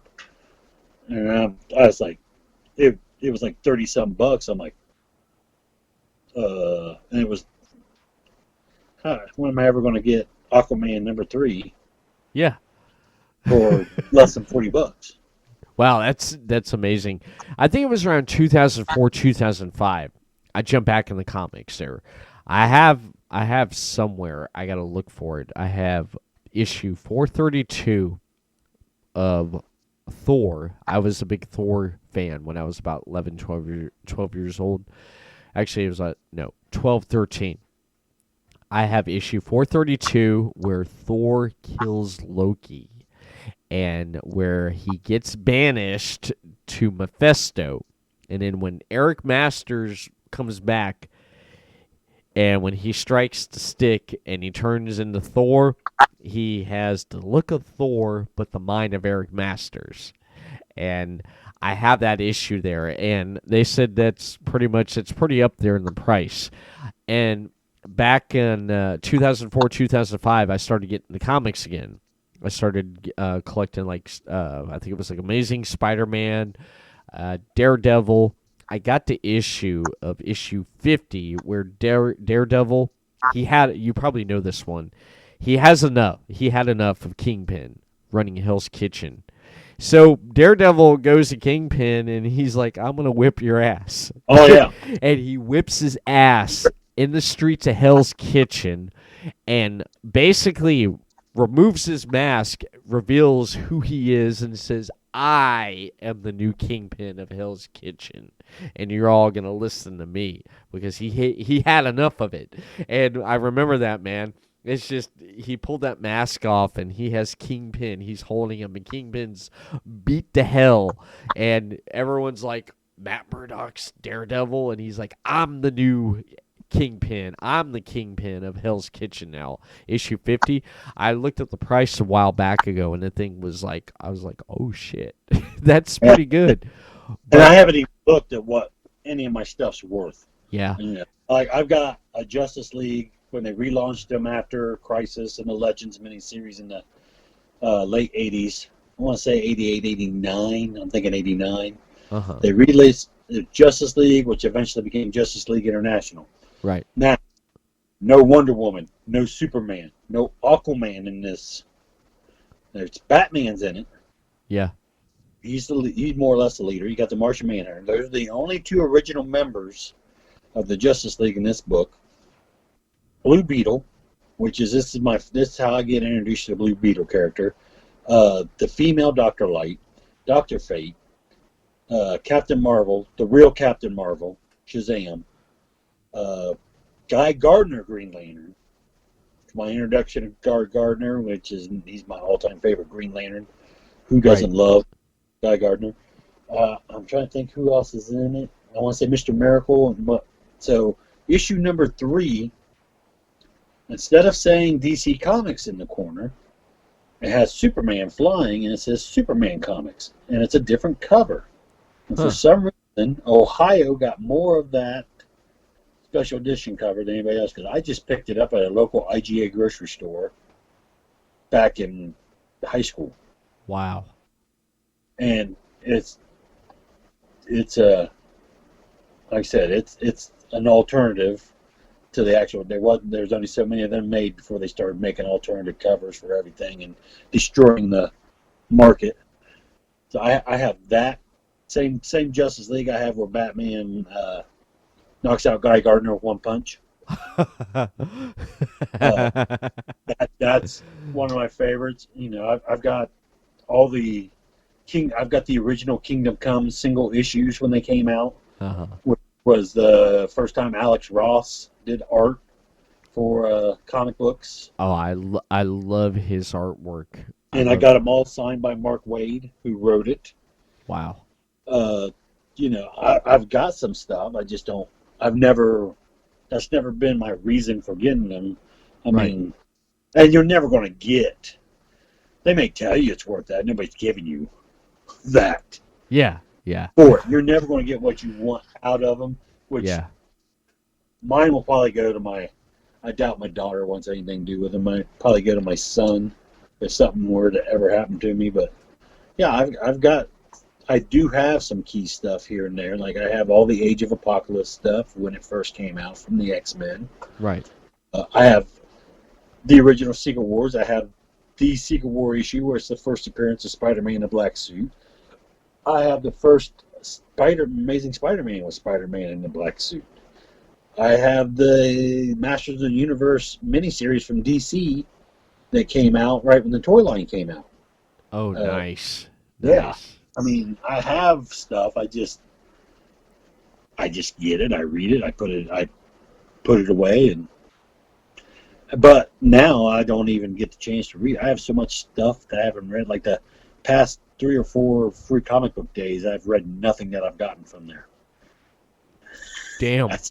Yeah, and I've got. Wow. And not to mention Brian keeps having these things. I keep buying stuff from him. So. Now, Todd McFarlane, do you have the Spider-Man cover or comic where he did the cover? My brother does, and he gave me a bunch of this stuff when he moved. I don't know if that was one of them or not, because my brother is a huge Todd McFarlane mark. Yeah. Like Todd McFarlane is his comic book god. Right. Like Spawn, my brother had damn near every issue of Spawn. Damn. When he was collecting. He did not miss Spawn. And what reason he started buying Spawn is because he was buying Spider-Man when McFarlane was still working at Marvel. Yeah. And got hooked on the way McFarlane was drawing Spider-Man all distorted and the funky, and he thought that was cool. And then once he heard they were starting Image and Todd McFarlane had his own character and he was hooked, that was his guy. So if that's not, I know he kept his Spawns and he kept something else because he moved in with this girl and then he didn't. He's like, I'll never get anybody to buy these. He's like, you just want them? I said, yeah, I'll take them. And I haven't even gone. That's one of the boxes. I got 2 long boxes from him. Wow. I haven't even been through that yet. So, wow. What's all in that? And that's not, like I said, that wasn't even all that he had. Right. And he's still buying stuff here and there. What we do now a lot of times, though, we go buy stuff, we'll wait till it comes in a trade paperback where they have the whole story arc together. Yeah. It's just easier when you're old. You ain't going to the comic book store every day when you're in your 40s. Yeah. It's just not, you're not going to make sure you get every issue. I just wait. They throw it all together in trade paperback. And it's usually cheaper if you buy the trade paperback anyway. Yeah, Then that's like the I got the graphic novels. I got a few graphic novels where they just take the story and they just throw it all together, and there you go. Believe it or not, I have Fight Club 2 in hardback graphic novel. nice. I've had it for about 3 years now, and I have not picked it up and read it once. Well, and I haven't had White- time. I haven't my had wife time sent to me do it. this comic box or something there a while back, and I kept it for a year. But I got some weird stuff. Like I got a hardcover Alice Cooper comic, Welcome to My Nightmare. It's hardcover. Yeah. I got one. It's about the fifth Beatle Wow. in it. Also hardcover, and it's like a book size. It's like this, Uh-huh. and it's hardcover. Like I said, I have a lot of. And when I used to go Comic Cons a lot, when I went to Comic Cons, I didn't buy. Like I ain't buying Marvel and DC. I ain't buying anything that I can go to the local comic book store or the local grocery store or wherever and pick up. Right. When I went to Comic Cons, I pick up indie stuff. I mean, that's why it's the same way. It's like indie wrestling. You know, you want to see the cool stuff that's going to be happening later. You want to see it now? Get the indie stuff. Last time I went, it was a graphic novel. It's called The Henchman, and it's about a guy that just gets hired by all the supervillains. He's one of the henchmen, like in the old Batman series. It's henchman number 1, 2. He's one of them guys. He did the whole series. I got a lot of good stuff like that. The Broccoli Agenda. It's a guy. He lives in a superhero universe. He's born. His head looks like a thing of broccoli. Yeah. But naturally, everybody thinks he's a superhero. He's not. But he just goes with it. He's Doc Brock. And Wow. he's just a gun-toting vigilante with a guy who looks like he's got broccoli for a head. I mean, I've found a lot of cool stuff over the years. I've gotten that's indies and that are just as good as anything that's out there, Right. mainstream, if not better. Some of them. So, if you go to a Comic-Con, don't go and pick up wait unless you're getting back issues dirt cheap, like the quarter bins and stuff like that, just to get them. Check out the guys, the self-publishers and the indies and all that stuff, because that's some really good stuff. There's a comedy comic. One was called Laughter of the Damned, and oh my God, I laughed so hard. I usually don't laugh out loud reading something, Yeah. but I was in tears, and I could feel my soul being damned to hell as I was laughing, because it's the most inappropriate stuff you should be laughing at. And one of them guys spun out on his own. I think the other guys stopped doing it, and he has one called Arsenic Lullaby, and Right. it's the same kind of stuff, and even some of the same characters. And I just picked up last year at Cincinnati his latest of that, and I was like, it was still. I'm like, it's if you like inappropriate humor, that is it. Well, that makes sense there. 2016, I went to MegaCon in Orlando, and right before I left that day, we swung by a comic where they were selling comics. I think I picked up the reissue of like Punisher #1 or 2, or 1, 2, and 3. So I picked them up before I left, and it does make. I'm gonna have to do that when I go to a convention again. Just hit the independent ones and get what they have, because there's so much good I'd be stuff. surprised. And Yeah. and like I said, and especially the people who self-publish, they don't have to answer anybody. You're Right. getting their and they're not having to toe the company line. If, like I said, we mentioned Todd McFarlane. Sci-Fi just had a little hour documentary about him last Friday, I think. So that's Friday, Saturday. And, that's how Image was founded, was, Todd McFarlane wanted to do his own stuff, and Marvel said, no, you got to do it this way. Yeah. And he was like, no. I'm going to have to see that. Did you watched it, right? Yeah, it was pretty decent. A lot of stuff I knew already. Yeah. There's actually on Amazon, it's a few years old, there's a documentary about Image Comics. Okay. And there's a lot of good documentaries on Amazon. There's one about 2000 AD, which is out of England, that did Judge Dredd. That's what Judge Dredd came out of.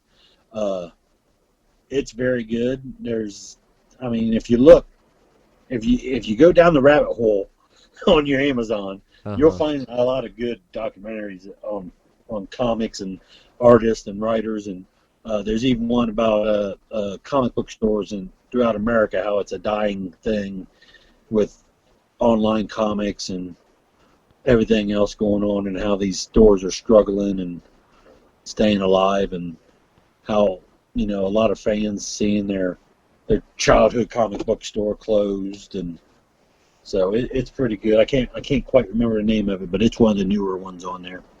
I'm gonna have to check it out, man. You're giving me some good stuff to check out, man. I do appreciate that. I always like looking at new stuff and looking at different things and looking at new movies and documentaries. So I'm definitely gonna have to go on Amazon there and check out some of the stuff there you just mentioned, man. That's amazing. That's amazing. Now, podcast Tales from the Indies. There, Michael McCormick.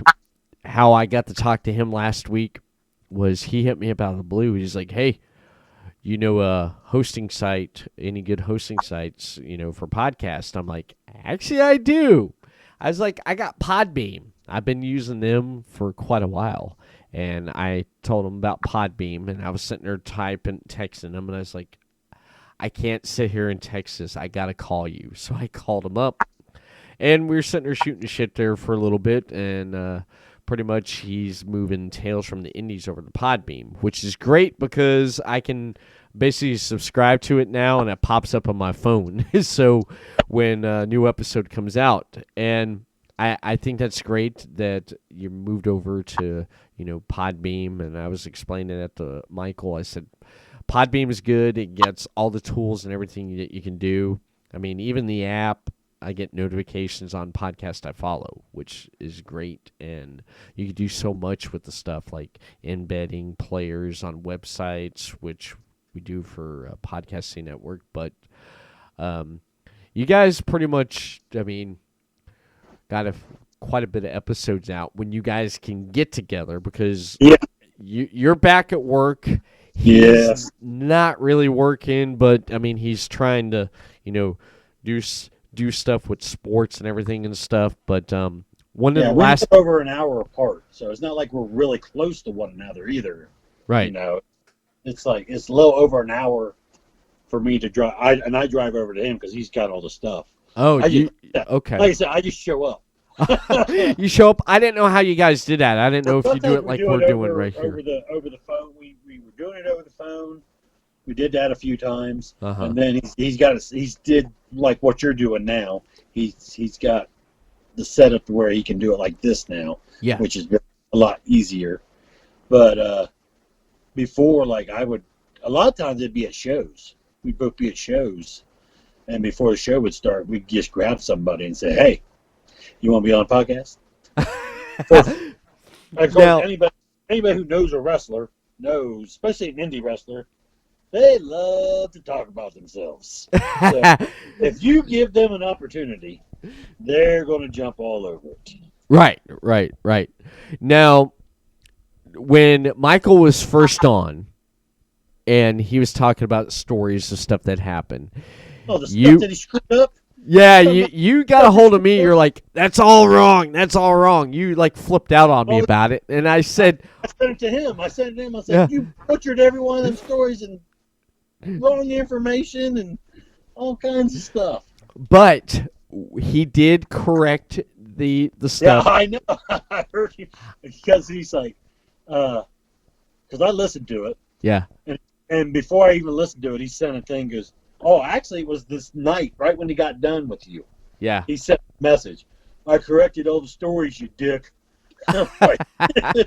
Now, I want to get your take on the Virgil story there, because when he talked about when you guys were going to go, you had to pay, and then when the guy said each, okay. he said, I can imagine, I saw in my head, Vripper, I seen Michael holding you back, and you're like,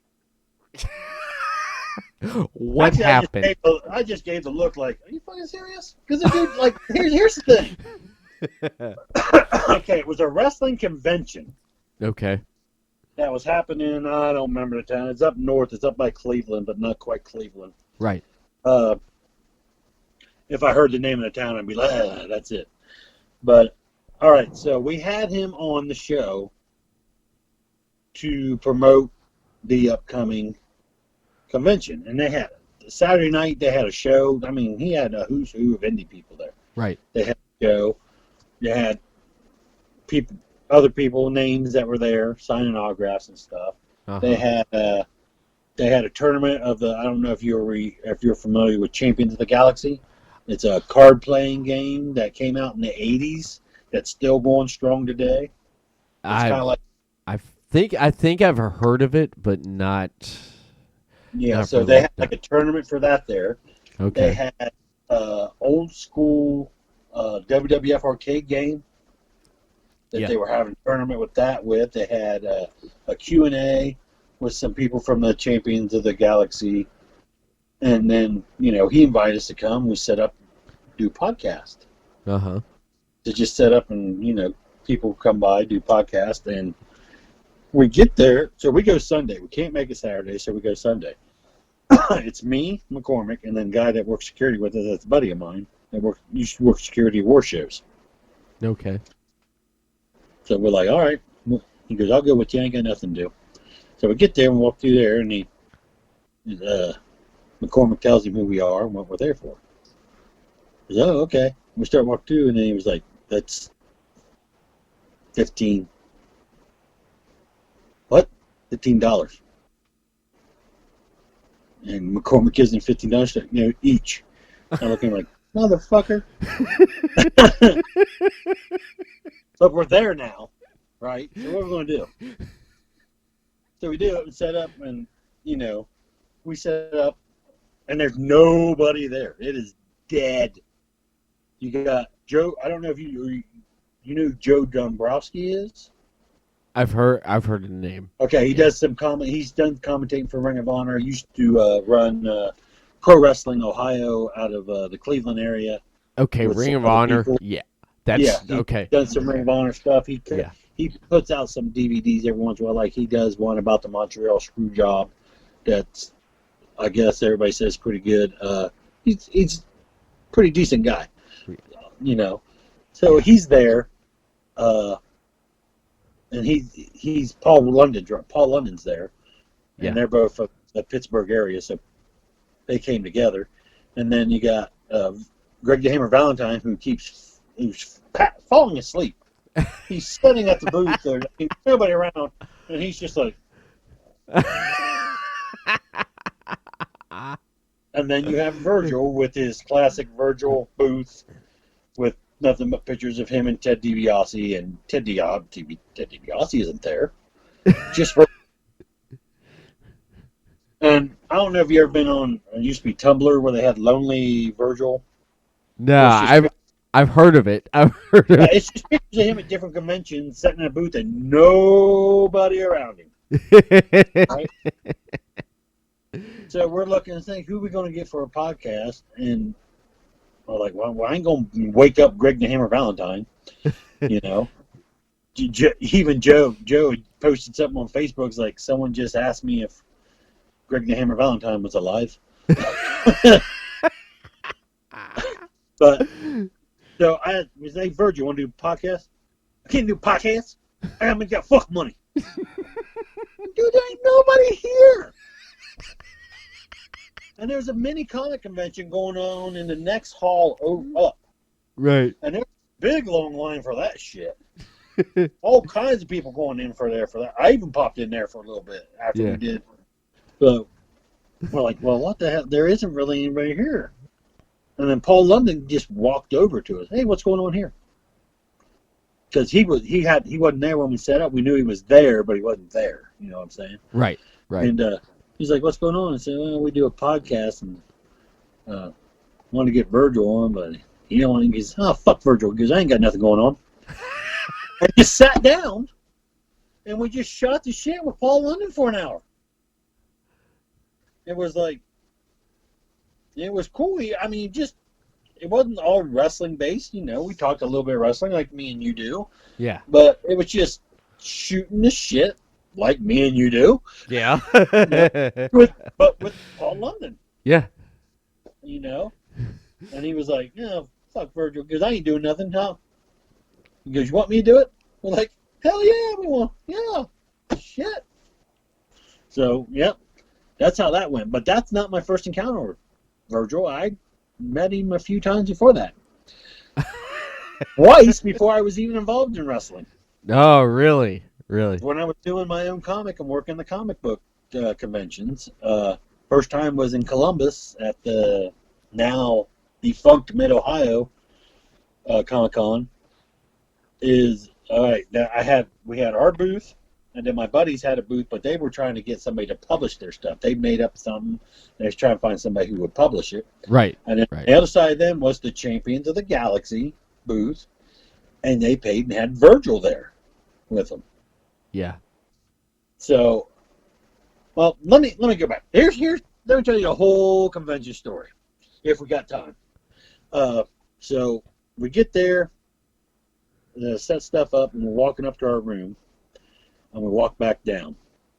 And as we're walking down, David Carradine is literally walking right beside me. Wow. Yeah.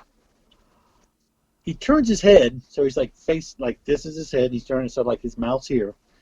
Longest, loudest belch I ever heard in my life, right in my goddamn ear, and then just veered off.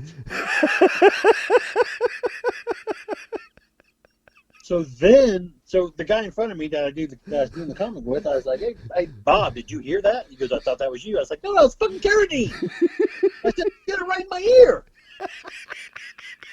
So I'm talking shit about Carradine this whole convention. It's a 3-day convention. I'm talking shit about Carradine this whole time, right? And the guy, my buddies that were in the booth next to us, is like, it's almost like he's in on it, because the restroom to that hall, you had to walk. He was down that way. He had to walk past our booth to get to the restroom. Right.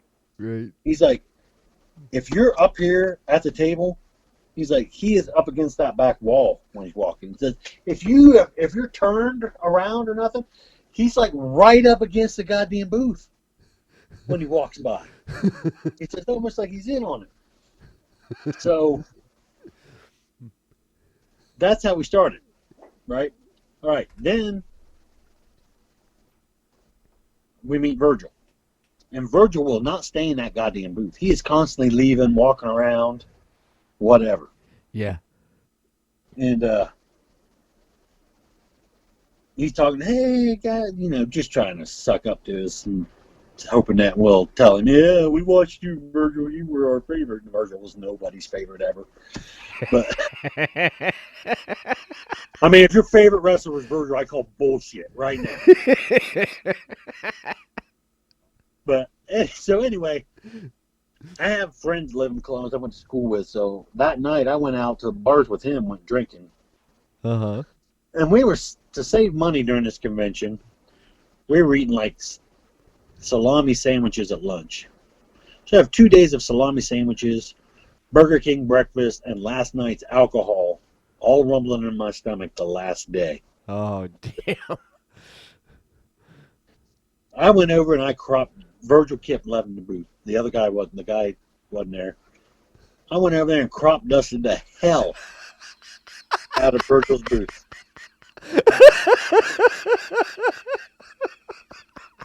Word to God. He comes back over there and, "Hey, Virgil." He's like, "How's it smell over there?" He goes, "Ah, what'd you do?" All this time before that, too, I'm trying to get him and Lou Ferrigno in a fight. But Lou Ferrigno's there, and I'll go down when I go past Lou Ferrigno. I said, Virgil's down there. I said, you ain't the real Hulk. You ain't the real. He knows the real Hulk, and his name's Hogan. That's what I didn't say it. Lou Hogan said. I mean, Virgil said it. And then Virgil, Lou Ferrigno's down there saying that you weren't nothing but Ted DiBiase's bitch. And I couldn't get either one of them to fight. Right? So that's going on. And like I said, it's the last day. It's the last day of the convention. It's the last day of the convention. I'm here than a hot air balloon. And now that restroom I was talking about, you got to walk through this little foyer before you go into the actual. I see Carradine. He's going to the restroom. I feel something brewing inside. I go to that foyer. Just staying there.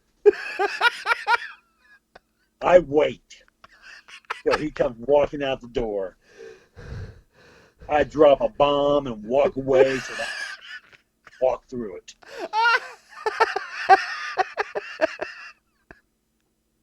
Oh, damn. And that's how he became my enemy.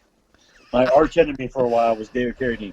You think that's messed up? A few years later, Carradine, it's Carradine now. I take my nephew to the comic convention. I'm in wrestling now, and I'm not doing the comic book anymore. Right.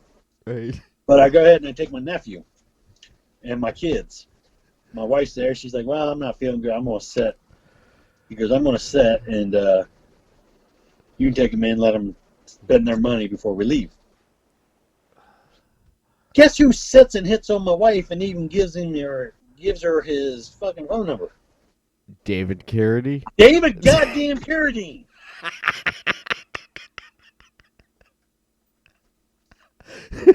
Oh, damn. Yeah. Years later.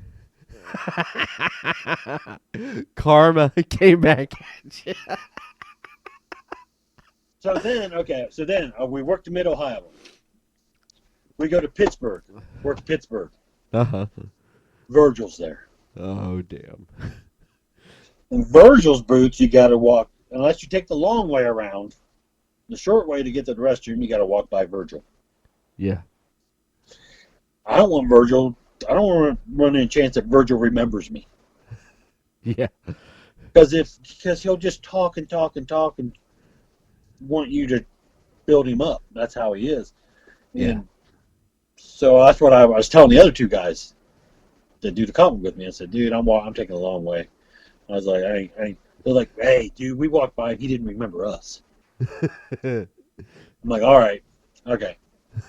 So I went, God damn, hey, dog!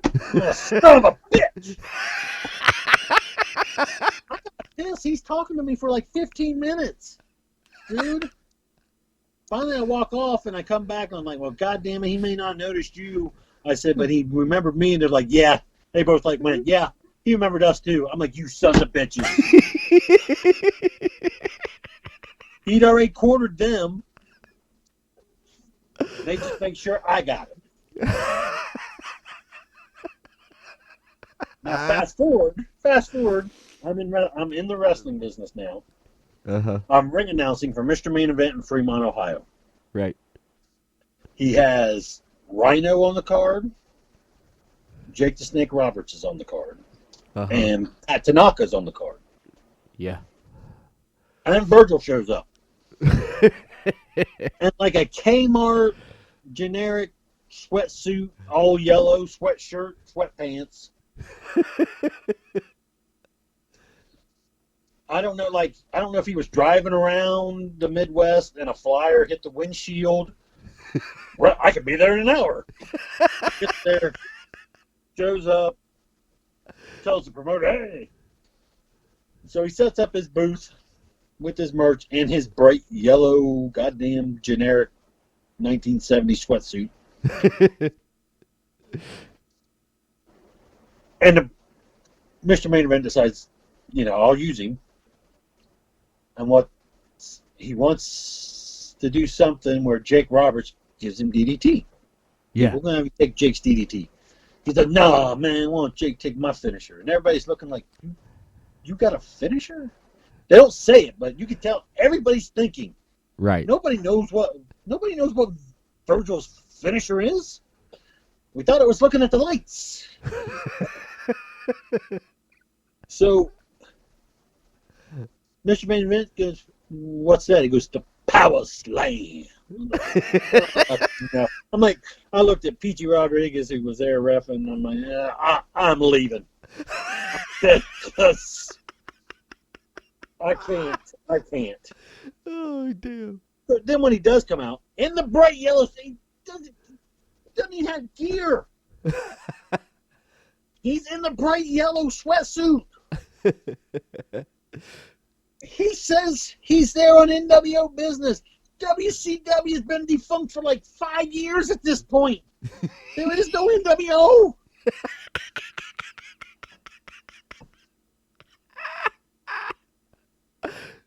Oh, God.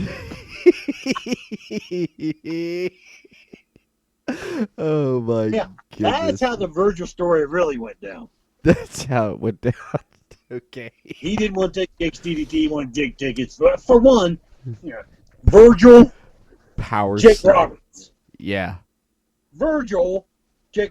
No, Jake Roberts ain't taking your finisher. You're lucky Powers. Jake Roberts doesn't stab you for even mentioning that. Because this was still when Jake was drinking, so Oh, damn. he's lucky Jake didn't hear him.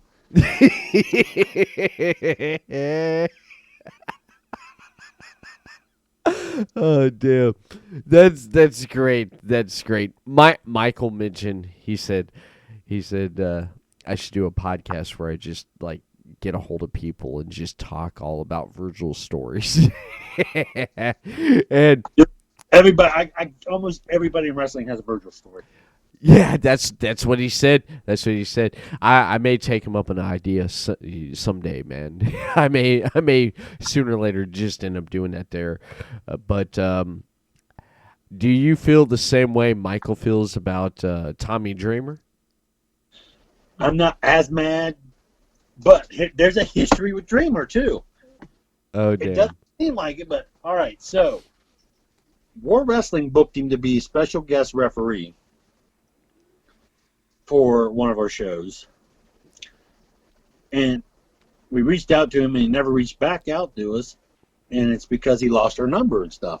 Right. So one of our fans was at WrestleMania out in California, and they seen him say, "Hey, we heard you might be interested in," or no, he had a War shirt on, and Tommy Dreamer was like, "Hey, come here."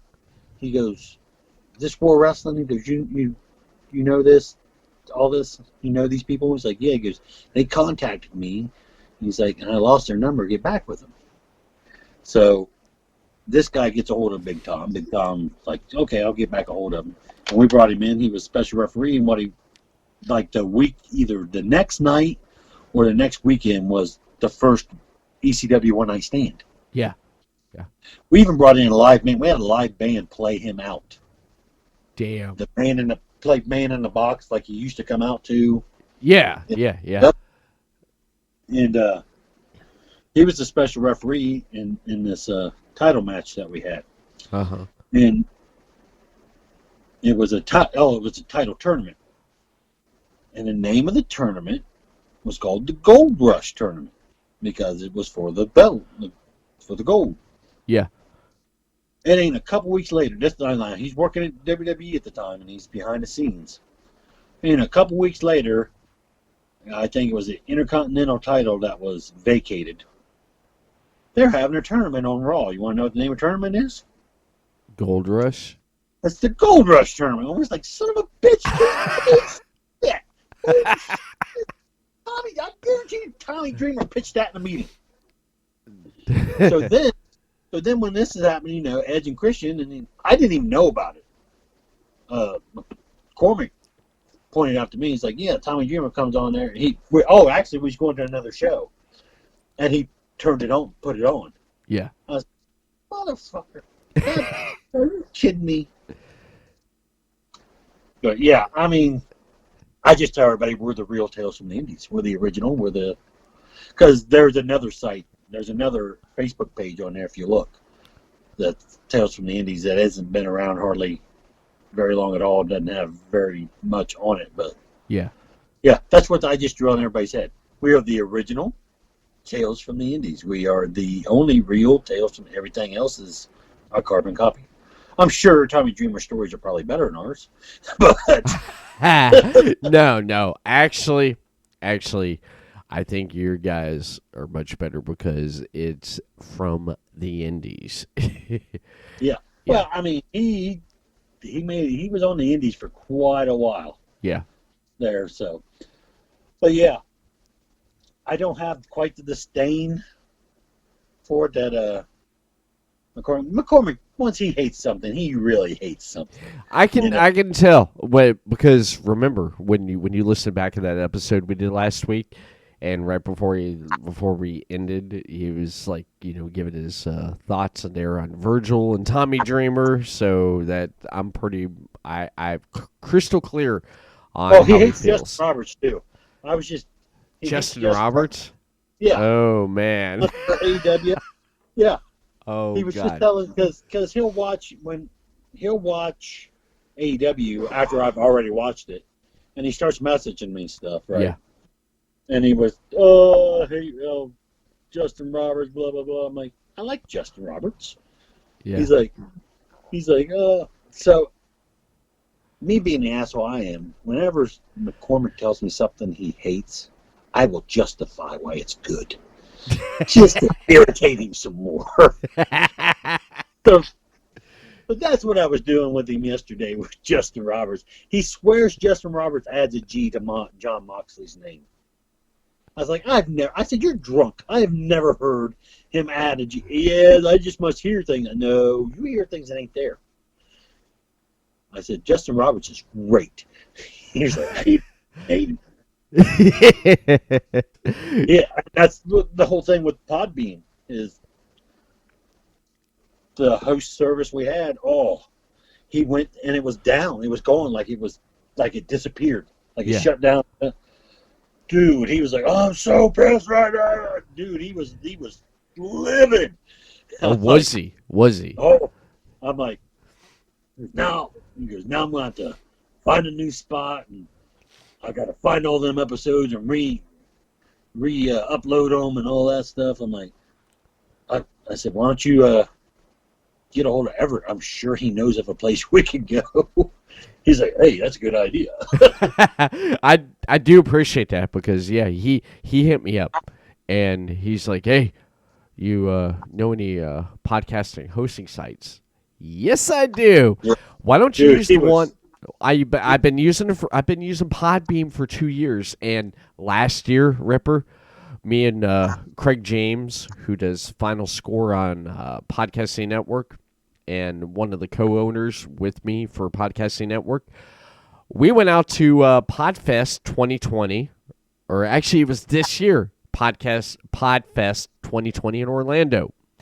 And they had all these hosting sites doing booths. Guess which booth we walked up to and we met and we got acquainted with? Podbean. And I personally, the person that was right there, I said, thank you for the best 2 years of my life. Because helping me out and hosting my podcast, because it's better than anything I've ever done with an ex-girlfriend. Thank you so much. And they were like, you're welcome. I mean, Hearn's very passionate about what stuff he does. Yeah. He's put a lot of work into Tales from the Indies. Yes. And when he goes to the site and it's just not there, dude, he was just fit to be tied. What you can't blame him. Like, yeah, he pays to be on that. Well, I mean, the thing I like about Podbean is that you also can download that app. Right there. Yeah, see it right there. Yep. Right you there. can download the app. You can listen right on your phone there, and then their dashboard with statistics and analytics and stuff. It's great. He likes that shit too. Yeah. He likes to know how many's listened to what, and Yeah.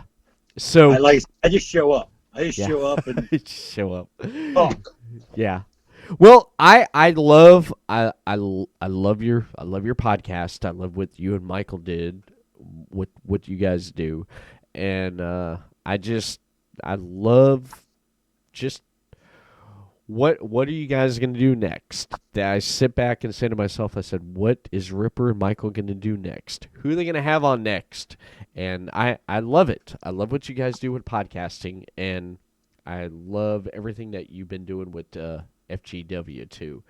And I'm excited and happy that FGW is finding other outlets to continue on during this pandemic and stuff. And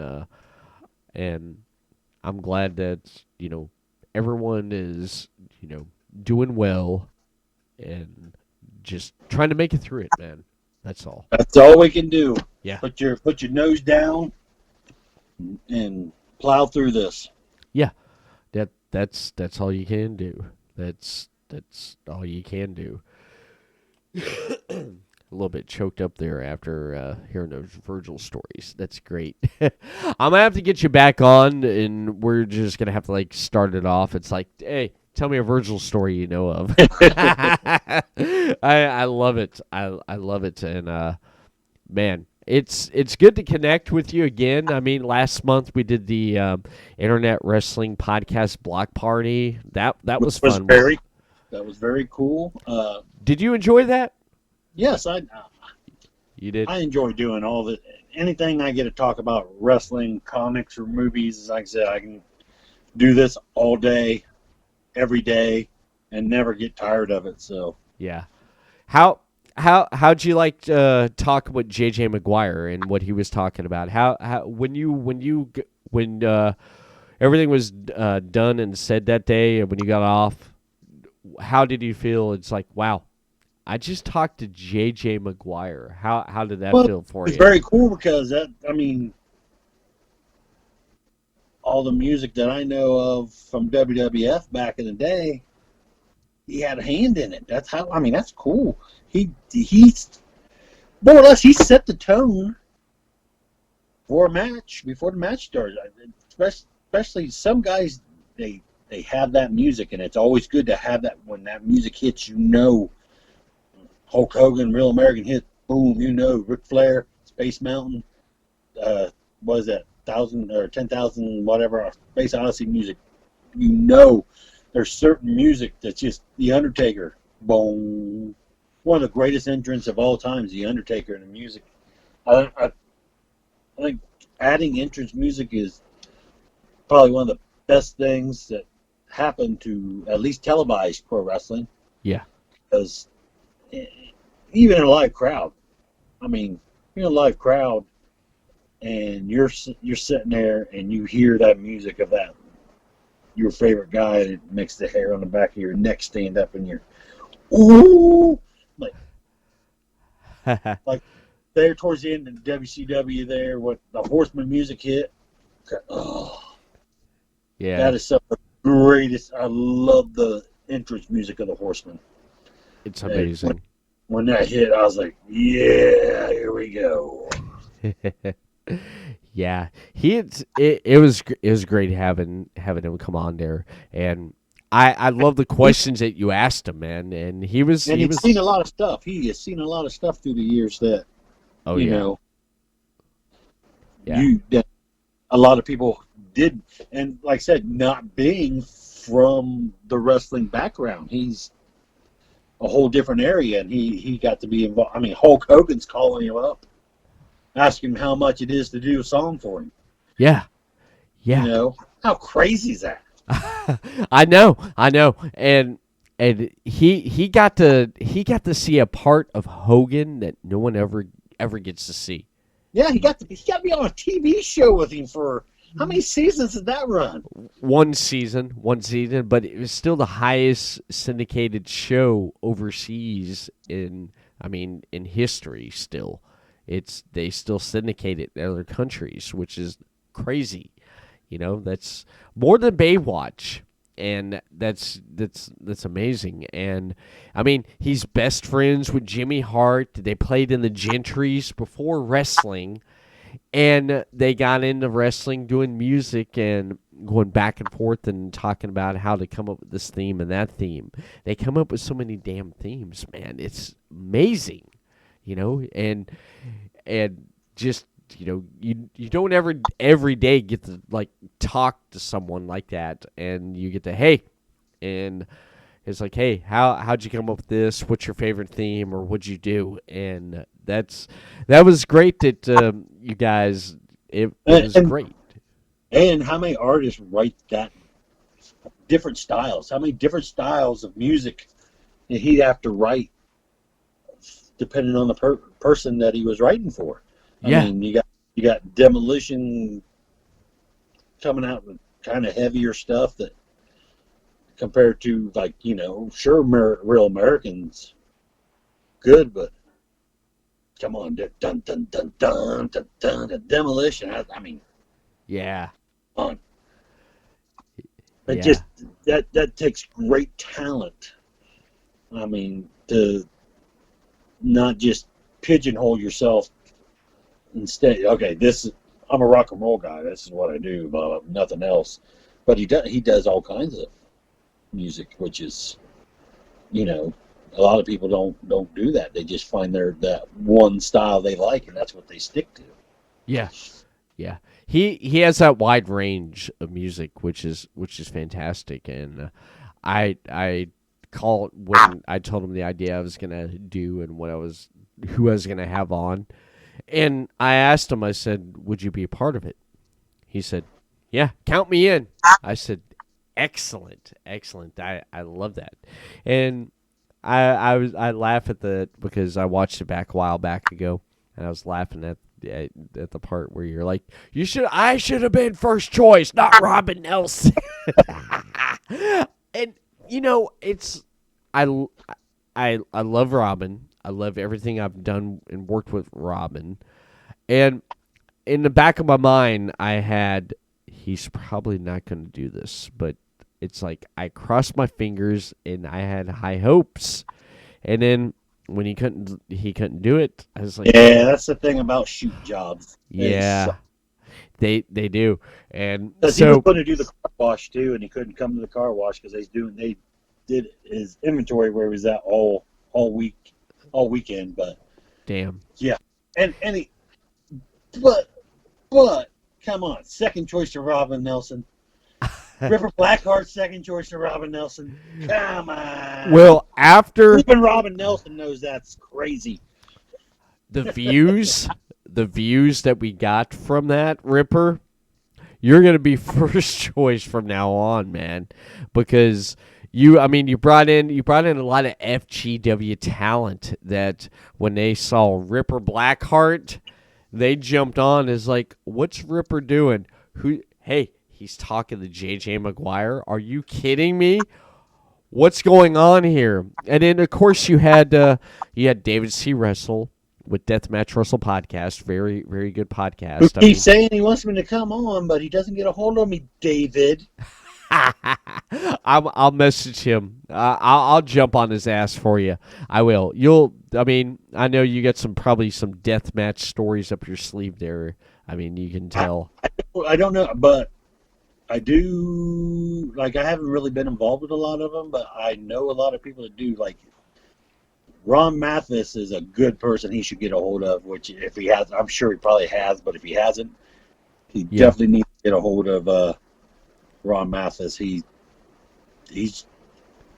that's his bread and butter, the deathmatch, but that's just, he can wrestle too. Yeah.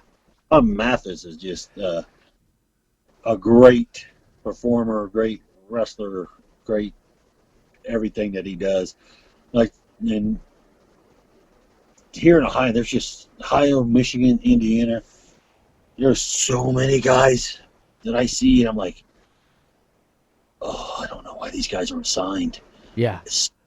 Somewhere, even if it is Impact, even if it is Ring of Honor, and it's not AEW and it's not WWE.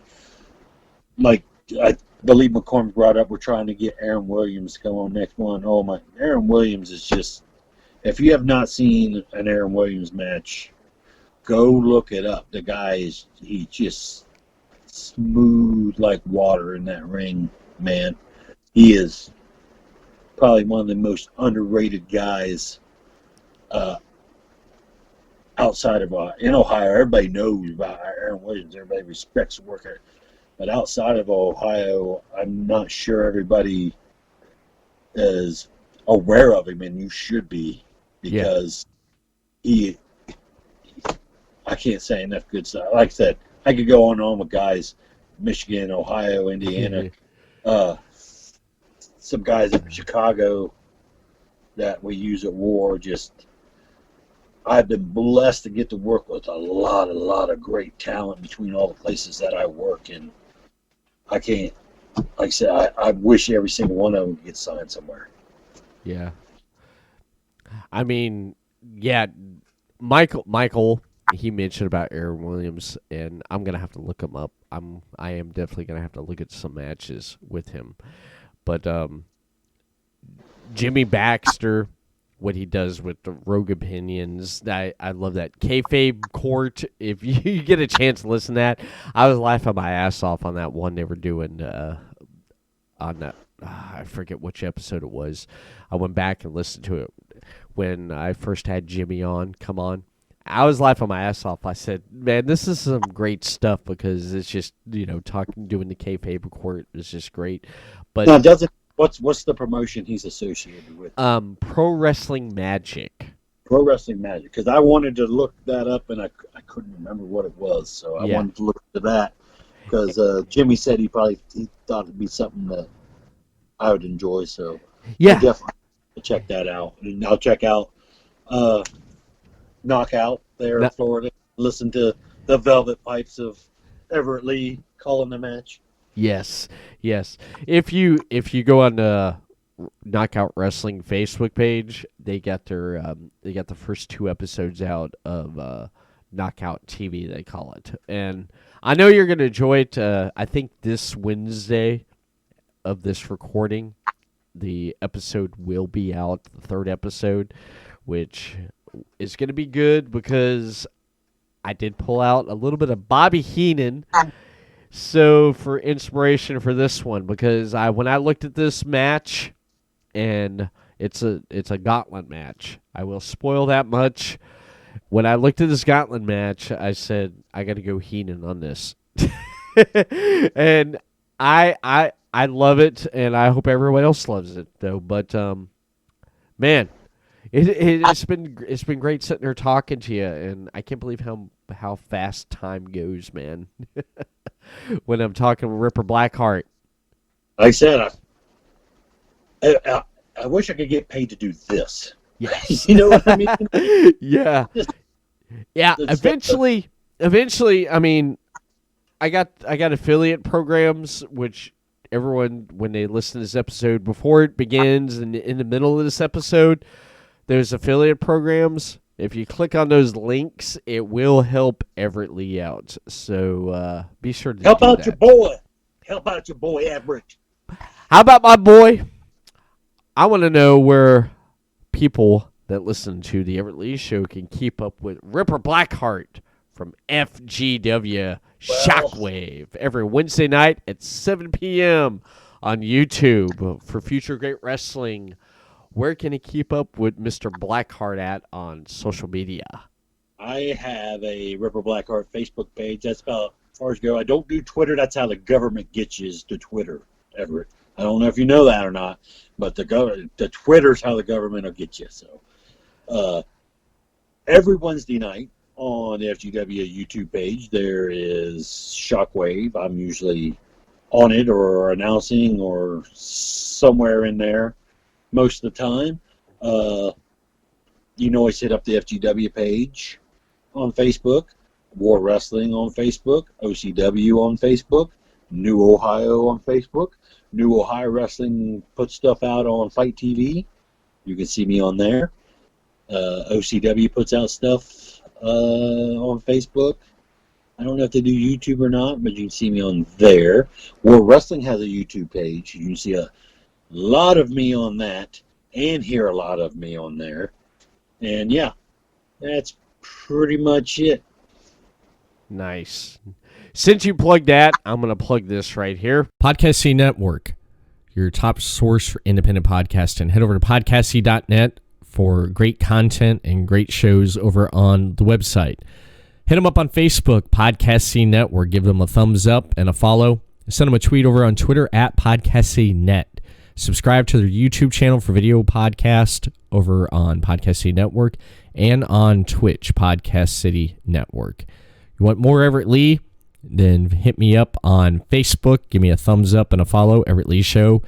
Twitter at TheEverettLeeShow. Instagram, Everett Lee Show. And audio portions of this podcast and previously released podcast, head over to YouTube, The Everett Lee Show, Stitcher Radio, iTunes, Podbean, and iHeartRadio. When I need a logo or graphic design done, I use 3 Count Design. 3 Count Design offers a wide range of graphic design products, video, photography, and other forms of media. Everything from t-shirt designs to websites. For more information, head over to facebook.com/3countdesign. That is facebook.com/3countdesign. When I want to kick back a few cold ones with my friends, I head over to City Limits Taproom. City Limits Taproom has a wide selection of TVs to watch your favorite sports, indoor and outdoor seating, and they are pet friendly. City Limits Taproom also has food made fresh to order, and the grilled cheese is excellent. I recommend the grilled cheese and the apple pie cider with fries on the side. You can't go wrong with that, baby. For more information for upcoming events, head over to facebook.com/City Limits Taproom. Ripper Blackheart, thank you for coming back on here. We got to do this again sometime. Anytime, Everett. Like I said, I do this all day, all night, 24/7. I know, brother. I know. And that's it for the Everett Lee Show. Everett Lee signing off. Thank you, everyone, for downloading this episode. And I'll see you again next week for another episode of the Everett Lee Show.